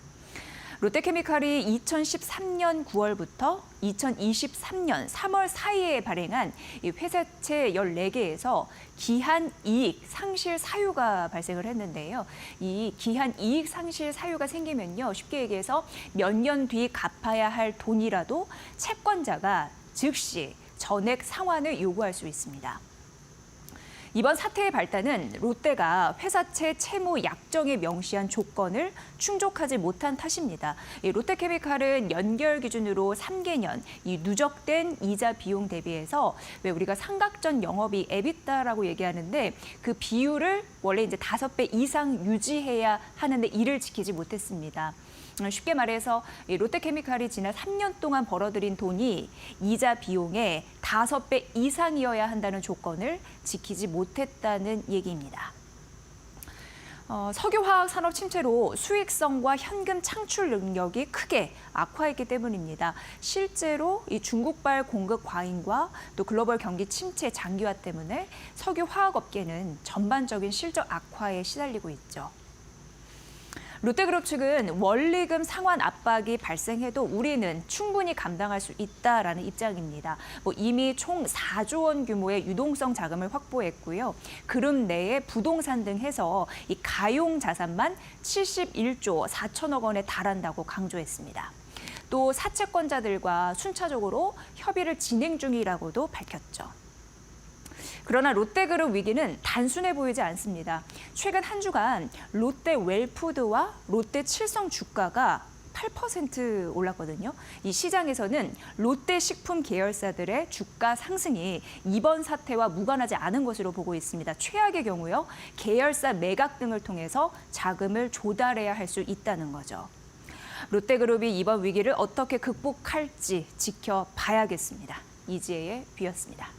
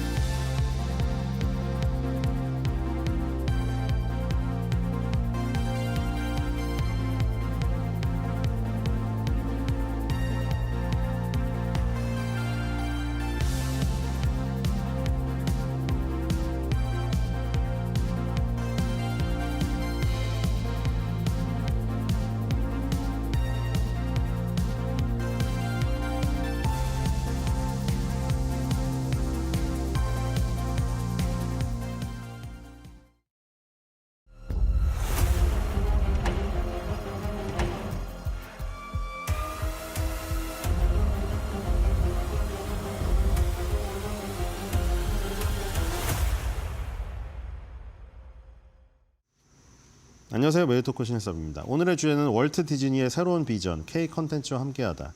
피트 디즈니 컨텐츠 쇼케이스 2024.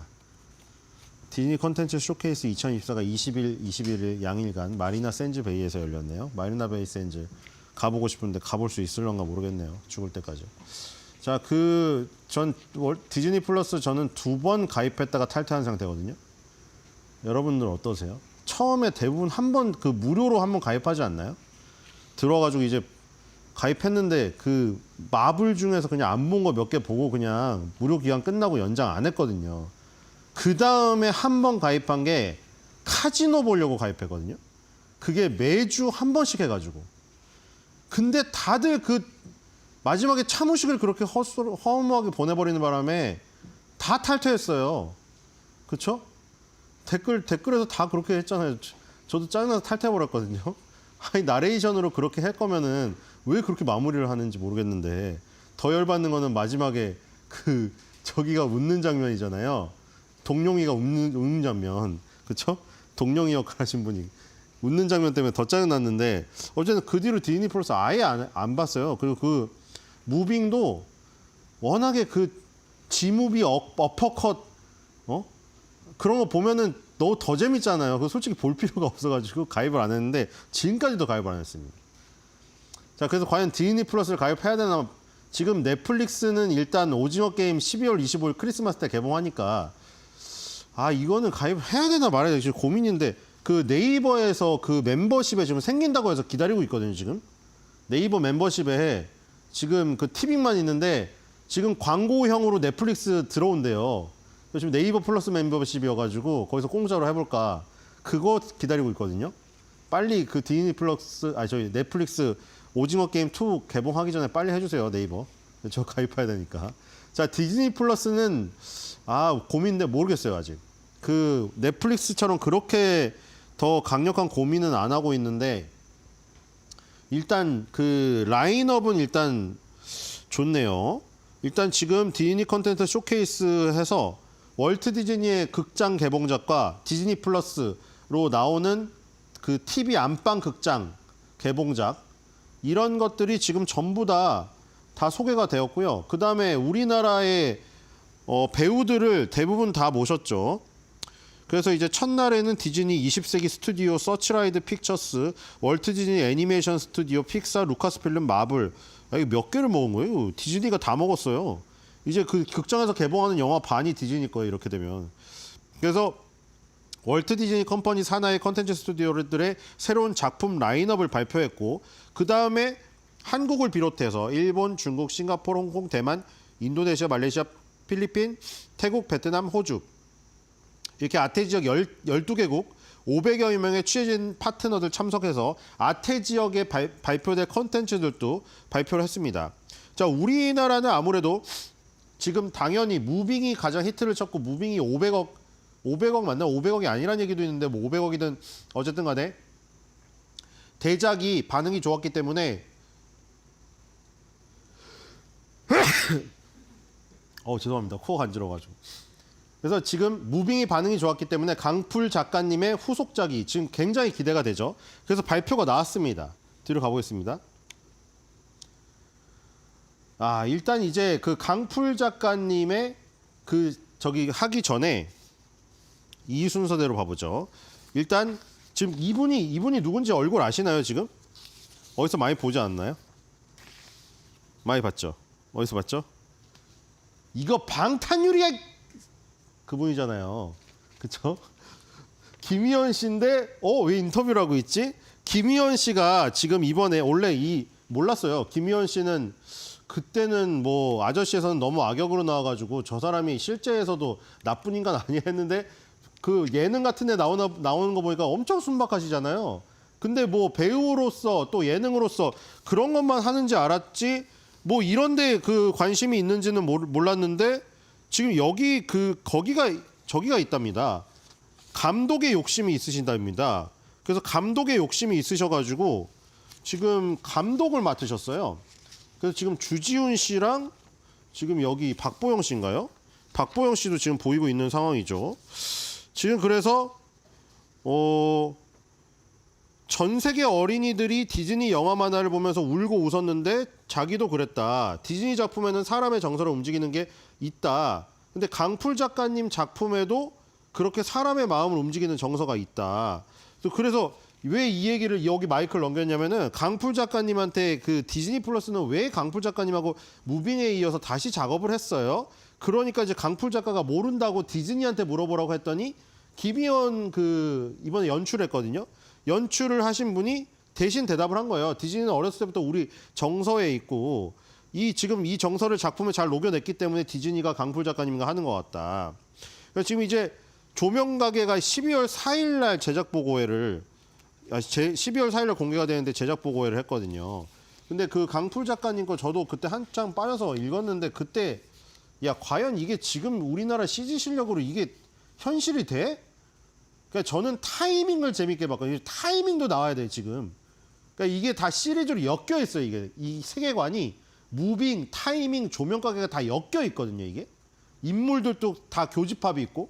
근데 저는 타이밍이 좋아요. 그러니까 타이밍이 그 무빙의 마지막 장면에서도 타임을 조절하는 초능력자가 나왔거든요. 잠깐. 그 타임을 조절해서 예를 들어서 어떤 사람이 너무 안타깝게 자살을 하는 저기가 있는데 그 사람을 구해야 되잖아요. 그래서 타임을 멈춰가지고 그 사람을 구하려고 몇십 년을 한 거예요.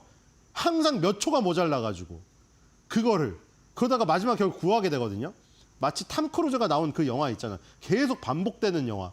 그래서 자기랑 같이 가는 여군이 죽는 거를 수천 번을 본 거죠. 톰 크루즈 너무 마음이 아프잖아요. 그게 아무리 반복돼서 리셋돼도 계속 기억에 남거든요. 이제 잔상이. 그러다가 어느 순간 이제 통과를 시켜가지고 나중에 여군이랑 조우를 하잖아요. 약간 그런 느낌인데 어쨌든 강풀 작가님의 만화가 이게 될 것인가 했는데 일단 무빙이 스타트를 끊어서 디즈니 플러스에서 제작비를 대고 디즈니 플러스의 이 CG 능력이면 이게 되는구나 이제.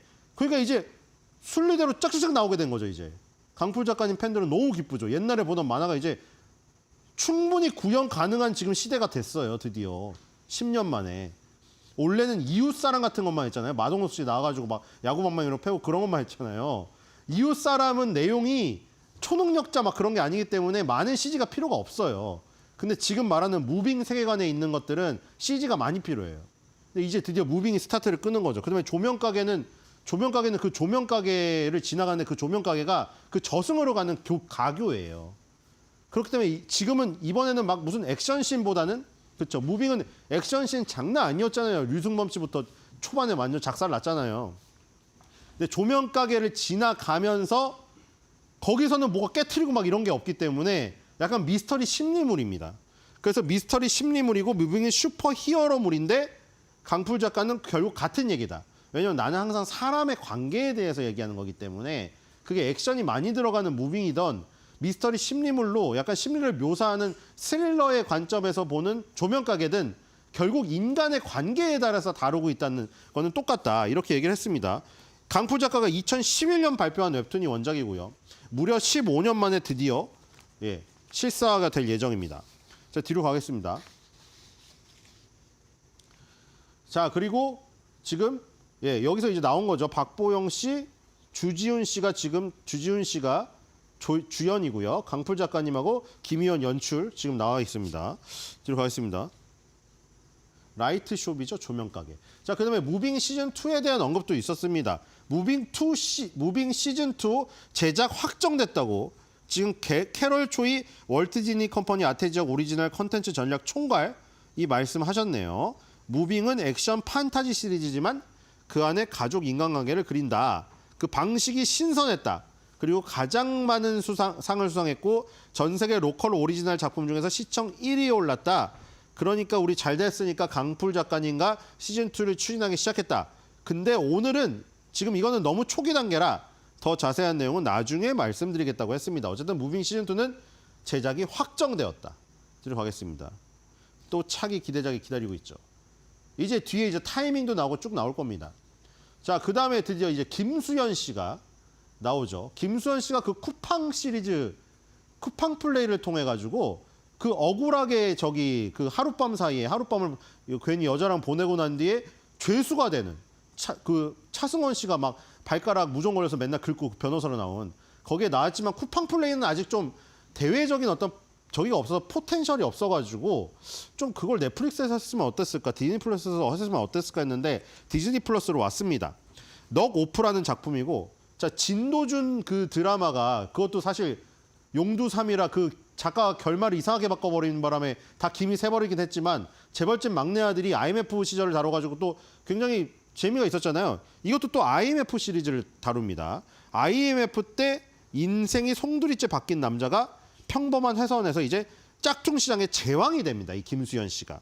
근데 또 재밌는 건 이 조보아 씨는 옛날에 김수현의 남자친구인데 이분은 위조품 단속 특별 사법 경찰이 돼요. 그러니까 옛날의 연인 관계인데 짝퉁왕이고 이 사람은 이 여자는 이 짝퉁왕을 단속해야 되는 단속 권한을 가진 경찰이 돼요. 아주 스토리가 딱 봐도 재미있죠. 그래서 조보아 씨가 이런 말을 했네요. 제 유년 시절 그리고 10대 시절의 우리나라 모습이다. 나도 IMF를 겪었다. 그래서 그런 풍경을 표현하는 게 너무 설렜다. 이런 얘기를 했습니다. 자, 김수현 씨 작품 기대가 되고요. 뒤로 가겠습니다. 자, 그다음에 나인 퍼즐입니다. 나인 퍼즐은 딱 이름에서도 아시죠? 뭔가 퍼즐을 푸는 이런 느낌인데, 자, 빼놓을 수 없죠. OTT의 왕 손석구 씨가 나옵니다. 그렇죠? 자, 아까 카지노 얘기했지만 카지노에서 마지막에 좀 그랬지만 어쨌든 손석구 씨를 보는 재미가 있었겠죠. 자, 나인 퍼즐도 미스터리 스릴러. 자, 그리고 김다미 씨 대단하죠, 그렇죠? 여러분들 다들 지금 폭군 전의 시나리오를 보신 분들이라면 김다미 씨의 그 연기 폭발력에 대해서 엄청나게, 김다미 씨랑 변우석 씨랑 그 저기 액션 장면 맨날 저기 봐도 안 질리잖아요, 그렇죠? 어떻게 여성분이 저런 액션을 할 수 있을까? 김다미 씨, 손석구 씨 나왔고요. 그 다음에 이 또 대단하죠. 이분 비스티 보이즈 범죄와의 전쟁, 군도 민라인 시대 공작, 그 윤종민 감독, 하정우 씨랑 어렸을 때 대학생 때부터 맨날 그 얘기를 나눴던 그 감독, 그렇죠?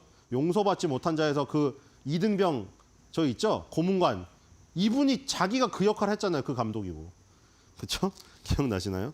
엄청난 영화인데 2022년도 9월 달에 넷플릭스를 통해서 수리남으로 OTT에 입문하시자마자 이번엔 바로 디즈니 플러스로 플랫폼을 옮기셨습니다. 자, OTT 시리즈가 너무 힘들어서 안 하겠다고 했는데 디즈니 플러스에서 해보겠다고 다시 선택을 했다고 하네요. 수리남 때 너무 힘들어가지고 그걸 IMF 그때 코로나 때여가지고 현지 로켓을 못 가서 현지 로켓 잠깐 가서 찍은 사진을 그대로 구현해가지고 한국에다가 다 한국 제주도고 뭐고 해가지고 만들었어요. 그 똑같이. 그 외국에서 촬영했다고 아시는 분이 많이 있더라고요. 어쨌든 간에 지금 손석구가 김다미 씨랑 호흡을 맞춰서 굉장히 재밌는 미스터리 스릴러. 참 기대가 된다. 두 분 다 굉장히 폭발력 있는 배우에다가 감독이 또 제가 좋아하는 감독입니다. 뒤로 가보겠습니다. 자, 그리고 이제 김혜수 씨가 드디어 디즈니 플러스에 데뷔를 하십니다. 자, 지금 유선동 감독에다가 김혜수, 그 다음에 자 드디어 예솔이 아빠까지 출연하네요. 자, 지금 더 글로리에서 대박을 냈죠. 송혜교 씨랑. 자, 이분하고 둘이 출연을 하는데 이거는 탐사보도 프로그램 트리거의 정의로운 팀장 오소룡, 그 다음에 낙하선 PD 한도입니다. 이게 낙하선 PD 한도 역할 정성일 씨고요. 오소룡 정의로운 팀장 역할 김혜수 씨가 맡았습니다. 자, 김혜수 씨는 지금 부상을 당했다고 하고요. 그 다음에 정성일 씨는 머리 위로 사라지는 쥐가 떨어지는 장면이 있었는데 너무 놀랬다고 합니다. 자, 뒤로 가보겠습니다. 네, 이게 제작 발표 현장이고요. 네. 그렇죠?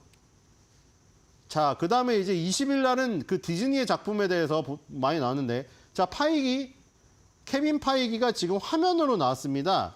자, 지금 사실 마블이 위기라는 거는 월트 디즈니의 밥 아이거 지금 CEO도 알고 있잖아요.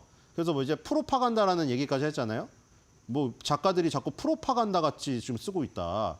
그 세계 2차 대전 때 나치 막 이럴 때 프로파간다로 선전해가지고 선동하고 이런 글들을 자꾸 쓴다. 그러니까 지금 문제가 되는 게 자꾸 그 어렸을 때 보던 동심을 자꾸 파괴하려고 하는. 그러니까 10대 때 디즈니의 인어공주, 10대 때 뭐 저런 걸 보고 자랐던 세대들이, 알라딘 보고 자랐던 세대들이 컸는데 갑자기 저희 인어공주가, 흑인 인어공주가 나오고 백설공주가 라틴계 백설공주가 나오니까 이게 벙찐 거죠. 이게 뭐 하는 거지 이게? 아니 뭐 무슨 세계하고 무슨 뭐 다른 인종을 차별하지 말고 그건 중요한데 그걸 왜 여기다 대입해가지고 깨트리냐 이거죠. 그래서 지금 PC주의 때문에 그거랑 얽혀가지고 엉망진창이 됐어요. 그리고 마블은 어벤져스 엔드게임이 2019년에 끝나는데 거기서 아이언맨이 사망하는 바람에 그 뒤에 이어갈 스토리가 없는 거죠. 계속해서 이상한 것만 그 스토리가 이어갈 수가 있었는데 사람들이 그러니까 그냥 편하게 이건 만화고 뭐 이거니까 이건 사회적인 그게 싫잖아요. 그러니까 예를 들어서 아이언맨 3에 나왔던 그 꼬마 있잖아요. 사람들이 대부분 네티즌들이 얘기하는 게 그거예요 지금. 그 꼬마 있죠. 선물 주고 떠난 꼬마. 아이언맨 갑옷하고 몇 개 수트 주고 떠났잖아요. 그 꼬마를 키우는 게 그냥 일반인들이 보기에는 그런 스토리를 원하는 거예요. 갑자기 느닷없이 아이언 하트가 나오고 무슨 저 흑인하고 막 여자들이 아이언 수트를 쓰고 나와가지고 그걸 원하지 않는데 자꾸 거기까지 범벅이 돼버린 거죠. 그러니까 이제 마블에서도 다 떠나고 그러니까 지금 다시 돌아왔어요. 그래서 지금 일단 제일 중요한 게 캡틴 아메리카입니다. 뒤로 가보겠습니다. 왜냐면 지금 캡틴 아메리카 토르가 다 떠나버려가지고 자 여기서는 일단 이거는 흑인 인어공주랑은 달라요. 여기는 지금 사람들의 느낌이 캡틴 아메리카랑 같이 나왔잖아요. 팔콘이랑. 근데 캡틴 아메리카가 이제 방패 던지고 갔단 말이에요. 근데 과연 누가 3대 캡틴 아메리카를 맡을 것인가. 크리스 에반스가 너무 강렬한 인상이 있었기 때문에 사실 대체자를 찾기가 굉장히 어렵죠. 근데 어쨌든 간에 지금 3대 팔콘을 맡게 되었습니다. 그리고 스토리도 이거는 이어져요. 거기서 크리스 에반스가 방패 던지고 나가면서 너가 해라 이러고 갔잖아요. 그렇기 때문에 직접 나왔습니다. 직접 나와서 마침 또 크리스 에반스랑 같이 있었다고 하네요. 그래가지고 너 대본 봤냐고 크리스 에반스가 그래가지고 못 봤다고 했더니 에반스가 보여줬대요 대본을. 그랬더니 자기가 주인공인 거예요. 그래서 샘 윌슨 자기가 너무 좋았대요. 그래서 앞으로는 이제 더 이 차이가 있는 거면 크리스 에반스는 되게 나약한 이미지인데 거기서 맞았잖아요. 그 주사를 맞는 건데 얘는 주사 맞는 게 아니라 그 기계적인 어떤 수트의 힘으로 하는 거죠. 좀 그게 다른데 어쨌든 지금 3대 캡틴 아메리카 이게 제일 중요하다. 캡틴 아메리카 브레이브 유어드 2025 이게 흥행을 해야 됩니다. 뒤로 가겠습니다. 지금 반응은 좋아요. 뒤로 가보겠습니다. 자 그리고 바로 이거죠. 세계관 확장. 세계관 확장 없으면 지금 마블은 할 게 없어요. 왜냐면 원래 마블 코믹스에서 1960년대부터 그려졌을 때 보면은 엑스맨하고 콜라보 뭐 이런 거는 굉장히 흔했거든요. 근데 과연 그게 여기서 될 것인가? 왜냐하면 스파이더맨도 그렇고 데드풀도 그렇고 엑스맨도 그렇고 전부 다 나뉘어 있었어요. 이게 저작권이. 그리고 캐릭터를 다 같이 출연을 시키고 싶은데 코믹스처럼 똑같이 하고 싶은데 여기에서 걸리는 거죠. 근데 이제 다 해결됐어요. 싹 다 사왔거든요. 스파이더맨도 소니에서 사왔지. 그다음에 이거 20세기 폭스에서 엑스맨도 다 사왔어요. 이제 1960년대 코믹스에서 넓혔던 세계관을 여기다 할 수가 있게 됐어요. 그래서 그 첫 번째 작품으로 데드풀과 울버린을 했는데 대박이 났어요. 우리나라에서 뭐 그렇게 대박이 나지 않았지만 이 지금 올해 개봉한 영화 세계 2위입니다, 지금. 그래서 이게 중요한 게 자, 데드풀은 어벤져스에 끼기에는 좀 저기 완전 얘는 제8의 인물이잖아요. 정신 세계 자체가. 그리고 이 엑스맨은 못 왔었는데 여기 둘이 온 거죠. 이게 약간 맛보기예요. 맛보기. 이제 본격적으로 들여올 겁니다. 그래서 본격적으로 들여올 게 뭐냐면 케빈 파이기가 아까 말한 MCU의 엑스맨은 이미 시작됐다. 2025년 내년도 7월 달에 개봉을 하는데 판타스틱 4입니다. 판타스틱 4 개봉한 거 봤는데 판타스틱 4가 마블에서 개봉한 적은 없죠. 캐릭터를 판권을 못 쌓았으니까요. 판타스틱 4가 드디어 들어옵니다. 판타스틱 4 퍼스트 스텝이고요. 여기서 데드풀과 울버린에서 굉장히 히트를 쳤기 때문에 이게 기대가 되는 거죠. 이게 이제 잘 되면은 엑스맨하고 마블의 히어로들하고 콜라보레이션을 할 수 있죠. 그러면 좀 더 탄탄하죠. 왜냐면 지금 계속 토르고 아이언맨이고 무슨 캡틴 아메리카고 다 떠나버리는 바람에 갑자기 뒤에 낯설은 애들이 막 어린애들이 나와가지고 히어로라고 하니까 보기에도 쟤네가 뭔 히어로야 이런 거였다는 거예요. 그 엑스맨을 끌고 오면 되는데 못 끌고 온 거죠. 판권 때문에. 근데 지금 끌고 올 수가 있게 된 거죠. 드디어 빈 공간을 채울 수 있게 됐다. 이게 천만다행입니다. 뒤로 가겠습니다. 자, 그리고 플릭스펙트롤에서 보면은 지금 디즈니 플러스에서 그 영화에서 1위가 데드풀에서 데드풀과 울버린 아직도 1위를 하고 있고요. 자, 그리고 TV 쇼 부분 두 개로 나눠져 있죠. 플릭스펙트롤. TV 쇼 부분을 보면은 지금 4위에 우리나라 게 있습니다. 자, 뒤로 가볼까요? 네, TV 쇼 부분은 자카리 1위고요. 여기 4위에 강남 비사이드가 있죠. 뒤로 가겠습니다. 이게 얼마 전까지 2위까지 했거든요. 지창욱 씨. 지창욱 씨는 왜 맨날 이런 역할을 받아서 얼굴이 맨날 저렇게 피해를 흘리고 있죠? 자, 어쨌든 강남 비사이드가 또 지금 2위까지 올랐다 지금 4위를 하고 있다. 그러니까 지금 K 컨텐츠가 디즈니 플러스에서도 잘 먹힌다는 거예요. 아까 전에 올해에 12개 작품 중에서 아태 지역에 9개가 한국 거예요. 그러니까 아까 전에 수많은 나라가 있었잖아요. 뭐 싱가포르부터 동남아시아부터. 근데 한국이 다 주력이에요. 그러니까 무빙에다가 제작비를 저렇게 5, 600억씩 쏘면서 제작비가 5, 600억이면 그 안에 있는 주연 배우들 몇십억씩 받. 지금 수목 드라마, 뭐 토일 드라마 싹 다 없어졌죠. 공중파. 공중파는 디즈니 플러스 넷플릭스처럼 그렇게 출연을 줄 수가 없어요. 그러니까 다 일로 가죠. 그러니까 다 넷플릭스 공무원하고 다 저기 디즈니 플러스 공무원 하고 싶은 거예요. 지금 다. 자, 뒤로 가보겠습니다. 자, 그리고 디즈니 활용 정점은 이거죠. 코미콘에서 나왔던 이거 진짜 말이 이거 예상한 사람이 있었나요? 근데 이게 걸음걸이부터 약간 그런 느낌이 났어요. 여기서 딱 가면을 벗자 등장했죠. 죽었는데 아이언맨이 등장했죠. 근데 아이언맨이 아니었어요. 아이언맨 역할을 맡았던 로버트 다우니 주니어가 이제 닥터둠 역할로 돌아온다. 닥터둠은 그 아직 안 나온 악당이 코믹스에 있는 그 악당이거든요. 자, 여기서 이제 세계관의 확장과 더불어서 그렇죠? 엑스맨까지 들어왔는데 둠으로 이야기를 더 펼칠 수가 있겠죠.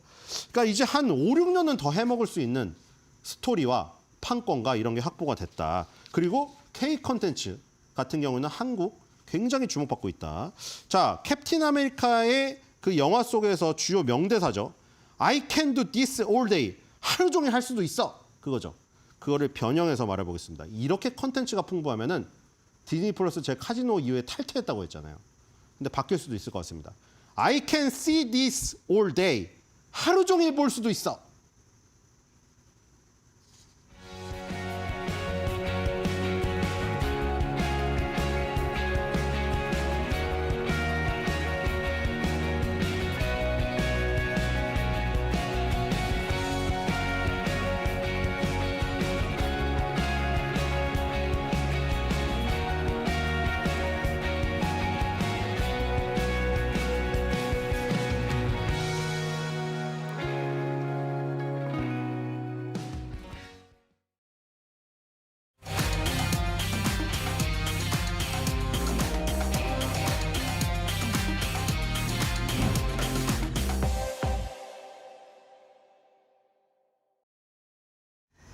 네, 오늘 대담한 대담 진행하겠습니다. 오늘 금요일이기도 하고요. 많은 분들이 비트코인 관련해서 굉장히 궁금해하셔서 특별로 저희가 준비를 했습니다. 콘텐츠를요. 오늘 김가은 이데일리 ICTV 기자와 함께하겠습니다. 어서 오세요. 안녕하십니까. 네, 비트코인이 정말 고공행진을 하고 있는 상황입니다.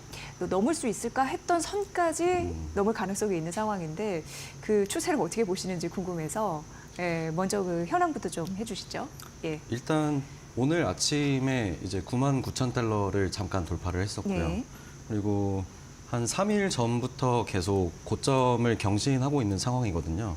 그래서 이제 원래 좀 돌파를 할 수 있을지 꿈의 가격이라고 여겨졌던 10만 달러 돌파는 사실상 확실시 되는 분위기고요. 예. 그리고 지금 전망상으로는 전문가분들께서 지금 말씀 주시는 게 20만 달러까지 도달할 수 있다, 여력이 있다라는 말씀을 주시는데 이게 뭐 글로벌 투자은행인 스탠다드 차타드에서도 내년 연말까지 20만 달러 돌파할 수 있다고 말씀을 하고 계시고요. 예. 일단 제일 큰 요인으로는 지금 도널드 트럼프 대통령 당선인이 이제 행정부에서 친가상 정책과 규제 완화를 지금 계속 말씀을 주고 계세요. 그래서 이 메시지에 의해서 좀 가격 상승이 이루어지는 게 많고 또 최근에는 백악관 내 가상자산을 담당하는 전담 직군을 신설을 하겠다. 이 내용에 대해서 또 업계와 논의를 하고 계시다고 합니다. 그래서 이 외신말 소식이 들려온 다음부터 비트코인이 계속 가격 상승이 있었고요. 그리고 현물 ETF도 또 말씀을 드려야 될 것 같은데 비트코인 현물 ETF 거래량을 보시면 계속해서 유동성이 지금 들어오고 있는 상황이에요. 네. 그래서 금융정보 플랫폼 중에 파사이드 인베스터라는 곳이 있는데 20일 기준입니다. 미국 현지 시간 20일 기준인데 현물 ETF에 총 7억 7,400만 달러, 그러니까 한국 돈으로 하면 1조 8천만 원 정도 되는 거거든요. 그 정도 규모의 자금이 순유입됐습니다. 근데 이게 지금 하루 만에 끝난 게 아니라 3거래일 연속 순유입세라서 그러니까요. 계속해서 네. 기관 투자자들의 어떤 자금이 시장 안으로 들어오고 있는 상황입니다. 네, 뭐 연내에 10만 달러 돌파가 가능하겠구나라는 생각을 이제는 하게 되는 것 같아요. 네. 그리고 정책상 이렇게 보면은 트럼프 2기 침 암호화폐 인사들이 대거 이제 등용되는 흐름들이 하나 둘씩 보여지고 있는 상황입니다. 특히나 이제 가상자산의 저승사자라고 불렸던 인물이 있는데 이제 사퇴 의사를 또 밝히기도 했고요. 네. 이러면서 트럼프 당선인이 그 선거 당시 했던 공약들이 하나 둘씩 이제 현실화되는구나라는 걸 직접적으로 좀 느끼고 있어요. 기자님 어떻게 보셨습니까? 지금 예. 뭐 말씀하신 대로 트럼프 대통령 당선인이 이제 후보 시절부터 네. 게리 겐슬러 위원장 해고하겠다 예. 이런 말씀을 일찌감치 주셨거든요. 네, 이제 미국 증권거래위원회 위원장인 그렇습니다. 거죠. 예. 그래서 그 겐슬러 위원장 임기가 사실 26년까지인데 네. 지금 이제 나온 소식은 자진 사임하셨다고 얘기가 나왔어요. 그래서 도저히 못 버티나 봐요. 아 그런 것 같습니다. 예, 저 같아도 약간 힘들 것 같긴 한데. 예, 예. 그래서 이제 뭐 친가상자산 인사 뭐 일론 머스크가 사실 대표적이죠. 일론 머스크가 그 정부 효율을 이제 상향시키는 도지부 예. 수장으로 지금 임명이 됐고 뭐 여러 가지 공약들도 많이 나오는데 일단 현재 상황으로 보면 그 비트코인을 국가 전략자산으로 비축하겠다. 약간 이런 공약들은 사실 강행할 확률이 굉장히 높아 보입니다. 네. 왜냐하면 지금 미국 정부가 코로나 상황 같은 걸 거치면서 부채가 35조 달러 규모로 좀 많이 늘어났거든요. 재정 부채가요. 그렇습니다. 예. 예. 그래서 이 상황을 해결을 하려면 국채를 그만큼 발행을 해야 되는데 결국 국채를 발행을 하게 되면 달러 가치가 하락하기 때문에 전 세계에서 달러 패권이 좀 공경에 처할 수밖에 없는 네. 상황입니다. 그래서 이때 트럼프가 이제 비트코인을 계속 트럼프 당선인이 미는 이유가 달러 같은 자산들의 가치가 떨어지면 금이나 비트코인 같은 자산들은 상대적으로 가치가 올라가거든요. 그래서 이제 비트코인을 1달러, 그러니까 코인의 자산 가치를 1달러와 연동시켜 놓는 스테이블 코인을 주로 밀 확률이 굉장히 높은 상황이고. 스테이블 코인을요. 예. 왜냐하면 이게 코인이 유통되고 거래가 될 때마다 그 달러를 증거금으로 쌓아둬야 되는데 네. 결국에는 이제 코인 거래와 소비가 많을수록 달러 수요도 함께 오르는 구조거든요. 그래서 달러 패권을 어쨌든 유지시킬 수단이 되기 때문에 아마 스테이블 코인을 좀 더 주목을 할 것으로 보입니다. 네. 이게 트럼프 당선인들의 어떻게 보면은 내각과 주요 인사들을 보면은 굉장히 친암호화폐의 그런 사고를 갖고 있거나 아니면 정말 비트코인을 대량으로 갖고 있거나 이렇기 맞습니다. 때문에 또 탈러 패권 시대에 스테이블 코인 같은 걸 더 밀 가능성도 있고요. 기자님 말씀 주셨다시피. 네. 근데 어쨌든 트럼프 이익이 이제 현실화가 됐습니다. 내년 그렇다 보니까 암호화폐 시장에 대한 전망은 밝을 수밖에 없나 이런 생각 듭니다. 기자님 보시기엔 어떻게? 일단 현재 질문이 무의미한 걸 수도 있을 것 같습니다. 그러나 네, 뭐 여러 투자자분들도 전망이니까. 그렇고 뭐 예. 전문가분들께서도 사실 긍정적으로 많이 보고 계십니다. 왜냐하면 지금 미국 상원과 하원을 보면 공화당이 거의 지금 차지를 하고 있는 상황이고요. 그리고 공화당에서 신시아 루미스 상원 의원이 뭐 앞서 발의했습니다만 연준이 마련한 재원으로 향후 5년간 재무부가 비트코인을 매년 20만 개씩 구입을 해서 총 100만 개를 비축을 하겠다. 그러니까 전략자산화하겠다라는 법안을 지금 발의를 했는데요. 지금 사실 회기가 얼마 남지 않았기 때문에 당장 법안이 통과될 가능성은 사실상 낮습니다. 다만 이제 내년에 트럼프 행정부가 출범을 하고 트럼프 대통령 당선인이 임기를 시작을 하면 어쨌든 똑같은 법안이 다시 발의될 가능성도 굉장히 높고요. 그리고 다수당이 지금 공화당인 상황이기 때문에 어쨌든 강행을 할 수 있는 여지가 굉장히 많습니다. 그렇다고 뭐 민주당에서 가만히 있지는 않을 것 같긴 해요. 민주당에서도 필리버스터 같은 걸 발의를 하면 내년 연말까지 또 끌고 갈 수 있기 때문에 일단 상황은 좀 지켜봐야 되는 상황이고요. 그리고 일론 머스크 CEO도 얘기를 안 할 수가 없는데 그 정부 효율부 수장이 아까 됐다고 맞아요. 말씀을 예, 드렸잖아요. 예, 예. 그러니까 이 도지더라고요. 그 스펠링이 도지인데 네. 하필 정부 운영 효율성을 높이고 뭐 불필요한 관료주의를 없애겠다. 약간 이런 목표로 출범을 한 부서인데 최근에 소식을 들으니까 일론 머스크가 무료로 세금을 신고할 수 있는 모바일 애플리케이션 개발을 시작했다고 합니다. 그게 또 그래서 화제가 되겠군요. 예, 이게 굉장히 예. 화제가 됐고 예. 쉽게 말해서 불필요한 규제와 정부 지출을 줄이겠다라는 얘기인데 도지라는 걸 아까 제가 말씀을 드렸잖아요. 도지코인이 네. 일론 머스크 CEO가 예전부터 이제 SNS에서 맞아요. 많이 예, 거론을 예. 하던 가상자산인데 이 도지의 수장으로 일론 머스크가 임명이 됐다는 소식이 나오자마자 도지 거래량이 드라마틱하게 굉장히 늘었습니다. 참 심리란 어쩔 수 없나 봐요. 예, 그래서 예. 한때는 비트코인 거래량보다 도지코인 거래량이 뭐 거의 6배 이상 예. 높았을 시기도 있었고요. 그래서 지금 전반적으로 좀 가상자산 시장에 대한 과열 양상을 우려하는 전문가분들이 많아서 뭐 조언을 주시기로는 도지 같은 알트코인보다 처음에 시작하시는 분들은 비트코인부터 시작하시라. 비트코인에 결국, 예, 예. 그렇게 말씀 주시고 있습니다. 네. 지금 코인 불장이 이루어지고 있습니다. 코인 잘 모르시는 분도 이제 코인 해야 되나요? 이런 얘기도 좀 들리고 있고요. 그만큼 이제 과열됐다는 얘기인데 어쨌든 이런 부분을 좀 봐야 됩니다. 뭐냐면 국내에서요 그 역김치 프리미엄 그 현상 그 어떤 뜻인지도 좀 알려주시고요. 이게 우리에게는 오히려 기회가 될까? 이렇게 생각하시는 분들 계시더라고요. 이 질문에 좀 답을 들어보려고 합니다. 예. 일단 김치 프리미엄부터 좀 설명을 드려야 될 것 같은데 이 김치 프리미엄을 정확하게 말씀드리면 비트코인 거래를 할 때 국내 가격과 해외 가격이 이제 다르게 형성되는 현상을 말하는데요. 네. 이게 가상자산이랑 그 원화, 그러니까 우리나라의 그 화폐와 수급 불균형이 이루어지기 때문에 발생하는 현상인데, 그러니까 쉽게 말하면 이렇습니다.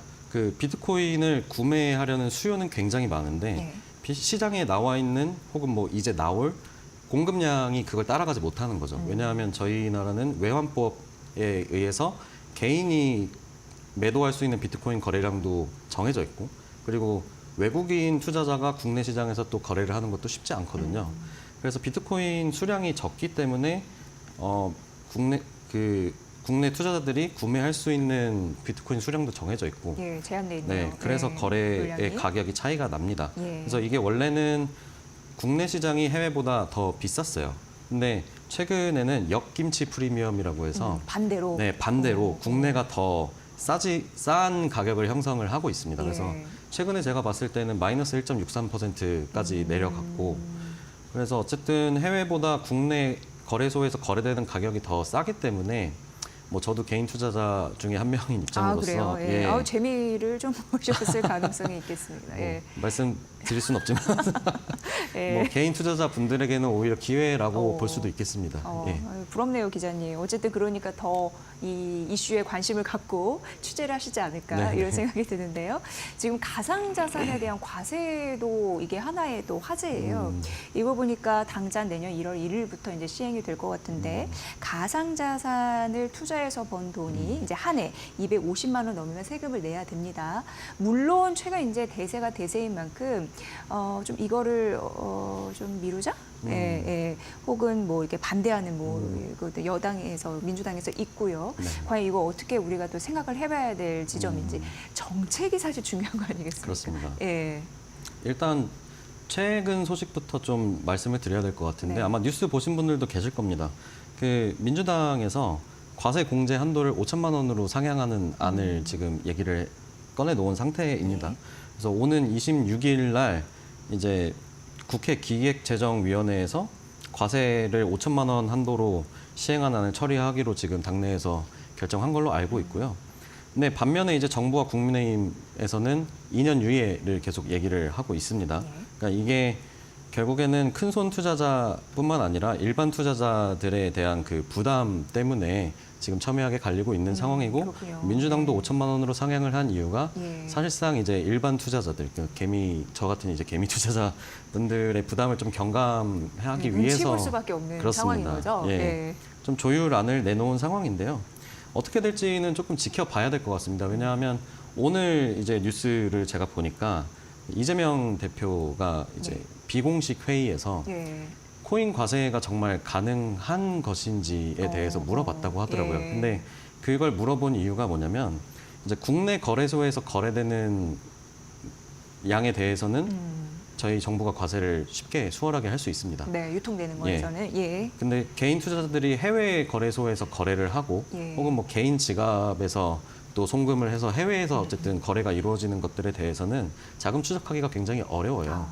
그러니까 이게 공통된 규격도 지금 없어서 네. OECD에서 지금 2027년 시행 목표로 카프라는 기준을 하나 만들고 있습니다. 예. 그래서 이 카프 시행되는 게 2027년이기 때문에 해외 거래소에서 거래되는 물량까지 다 추적을 해서 과세를 하기 위해서는 이때까지 좀 유예를 해야 된다라는 전문가들 의견이 굉장히 많은 상황이고요. 왜냐하면 국내에는 어떻게 보면 역차별 당하는 상황이 있을 네. 수 있기 때문에 그렇게 그렇습니다. 되는 거군요. 네. 예, 예. 그리고 어쨌든 국내에서 과세가 이루어진다고 하면 국내 투자자분들께서는 뭐 세금 회피라고 할까요? 네. 뭐 어쨌든 이익을 내셔야 되니까 다시 갈 수 있겠네요. 예, 예. 네. 해외 거래소로 예, 예. 아마 거래량이 많이 빠져나가게 될 거고 그러면 오히려 지금 같은 상황에서는 해외 거래소의 거래량을 어떻게 추적을 할 건지가 굉장히 중요해지는 상황인 거죠. 예. 그래서 향후에 뭐 민주당 내에서도 지금 의견이 갈리고 또 일반 투자자분들의 의견도 사실 여론도 굉장히 좋지 않은 상황입니다. 뭐 5천만 원으로 상향을 했다고는 하지만 사실 물꼬를 이미 터놓은 상황에서 금액을 조정하는 건 굉장히 쉬운 일이거든요. 그래서 나중에 또 뭔가 250만 원이라든지 좀 더 세분화돼서 안이 나올 가능성도 있기 때문에 우려를 하시는 분들이 굉장히 많으신 것 같습니다. 네. 기자님 취재하신 거 보니까 이제 줄줄이 또 모멘텀이 있을 것 같은데 어떻게 보십니까? 뭘 보고 투자를 전략을 좀 삼아야 될지 마지막 좀 간단하게 좀 부탁드리겠습니다. 사실 지금 정치적인 요인들이 가격을 계속 끌어올리고 있는 상황이라서 트럼프 행정부에서 나올 규제 완화라든지 혹은 뭐 가상자산 시장 지원책에 좀 주목할 필요가 있을 것 같습니다. 네. 그리고 현재 지금 백악관 내 가상자산 정책 전담 보좌관을 이제 둘지 말지를 업계랑 논의를 진행 중이라고 했기 때문에 이 사항이 또 확정이 된다면 가격이나 시장에 영향을 줄 확률이 굉장히 크고요. 네. 그리고 비트코인 비축법 아까 신시안 루미스 상원 의원이 발의한 그 법안의 진척도 같은 것도 조금 살펴보시면 투자하실 때 좀 더 도움이 될 것 같습니다. 오늘 김가은 이데일리 ICT부 기자님이 비트코인 전략에 대해서 굉장히 차분하게 설명을 잘 해주셨는데 이해가 정말 잘 됐습니다. 아, 예. 앞으로도 발빠른 소식 좀 잘 부탁드리도록 하겠습니다. 대담한 대담 함께 진행했습니다. 고맙습니다. 감사합니다.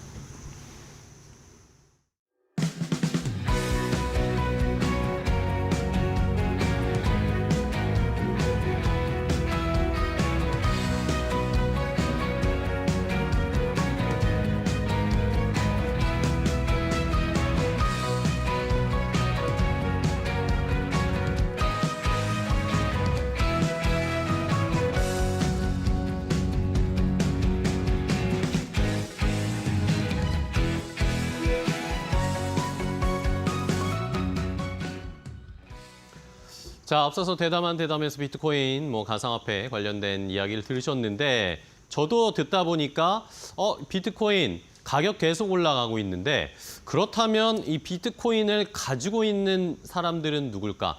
가지고 있는 기업이 있을까? 궁금한 생각이 들었습니다. 그래서 오늘 정리해봤습니다. 자, 비트코인 지금이라도 우리 사야 될까요? 가지고 있는 분들이 일단 너무 부럽습니다.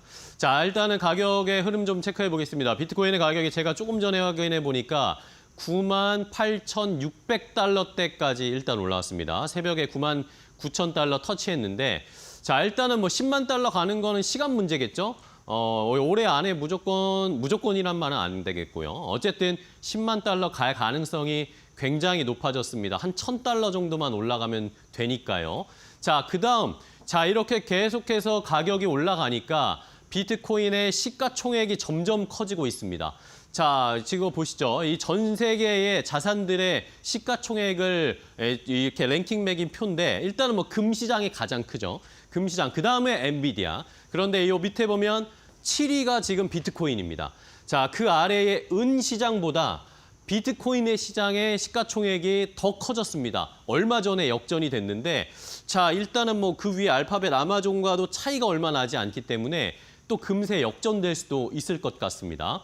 자, 이렇게 비트코인의 가격이 계속 올라가다 보니까 이 비트코인을 가지고 계신 분, 가지고 있는 단체, 국가들이 궁금해졌습니다. 자, 제가 찾아보니까요. 일단은 미국이 가장 많은 비트코인을 국가 정부가 가지고 있는 것 중에서는요.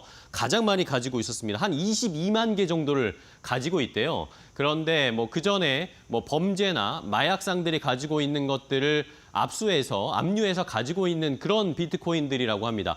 트럼프가 이제 취임하면 더 자산을 많이 매입하겠죠. 비트코인의 개수가 미국이 더 많아질 수도 있습니다. 그다음 중국이나 영국, 우크라이나가 전쟁하고 있는데도 비트코인을 착실하게 모았나 봅니다.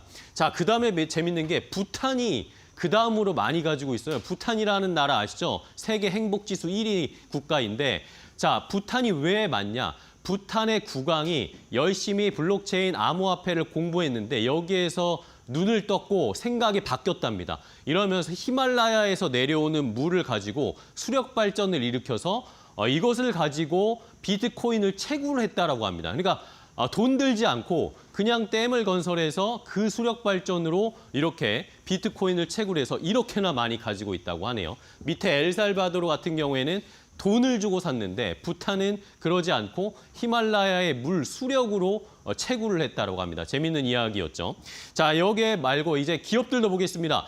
전 세계에서 비트코인을 가장 많이 가지고 있는 기업은 마이크로스트래티지라는 기업입니다. 그 밑에 테슬라도 보이고 코인베이스도 보이고 이렇죠. 자, 마이크로스트래티지는 얼마나 비트코인을 가지고 있을까요? 굉장히 많이 가지고 있습니다. 다음 장을 보시면 거의 33만 개를 가지고 있습니다. 33만 개의 평균 단가가 49,000달러 정도. 지금의 더블 되는 거의 100% 가까운 수익을 내고 있고요. 테슬라도 많이 가지고 있습니다. 테슬라도 역시 일론 머스크가 착실히 모아서 한 10,000개 정도의 가지고 있는 비트코인. 자, 여기에 다음 차트를 한번 다시 보시면 요 밑에 보시면 넥슨도 있습니다. 여러분들이 생각하시는 그 넥슨이 맞습니다. 게임 회사 넥슨이 비트코인을 또 많이 가지고 있는데 넥슨도 얼마나 가지고 있느냐 하면 1,700개 넘게 가지고 있는데 한 2,300억 가까이 가지고 있는 상황입니다. 자, 이 외에도 우리나라 기업들 중에는 뭐가 있을까요? 우리나라 기업들 중에는 위메이드, 네오이즈홀딩스, 넷마블, 다른 글로벌 기업보다 많지는 않지만 비트코인을 가지고 있다는 것, 이 기업들의 자산도 늘어날 수 있다는 것 잘 생각해 보시면서 투자 포인트 한번 떠올려 보시면 좋겠습니다. 앵커 브림픽이었습니다. 네, 외국인이 돌아오니 코스피 2,500선을 넘깁니다. 제약바이오는 상단을 좀 제약하네요. 네, 이게 오늘 오전장의 특징이 아닐까 싶습니다. 네. 자, 한 주 동안 또 저희가 좋은 정보 알려드렸는데요. 저희는 또 다음 주에 더 좋은 정보 가지고 오전 책임져 드리도록 하겠습니다. 네. 끝까지 시청해주신 여러분 고맙습니다.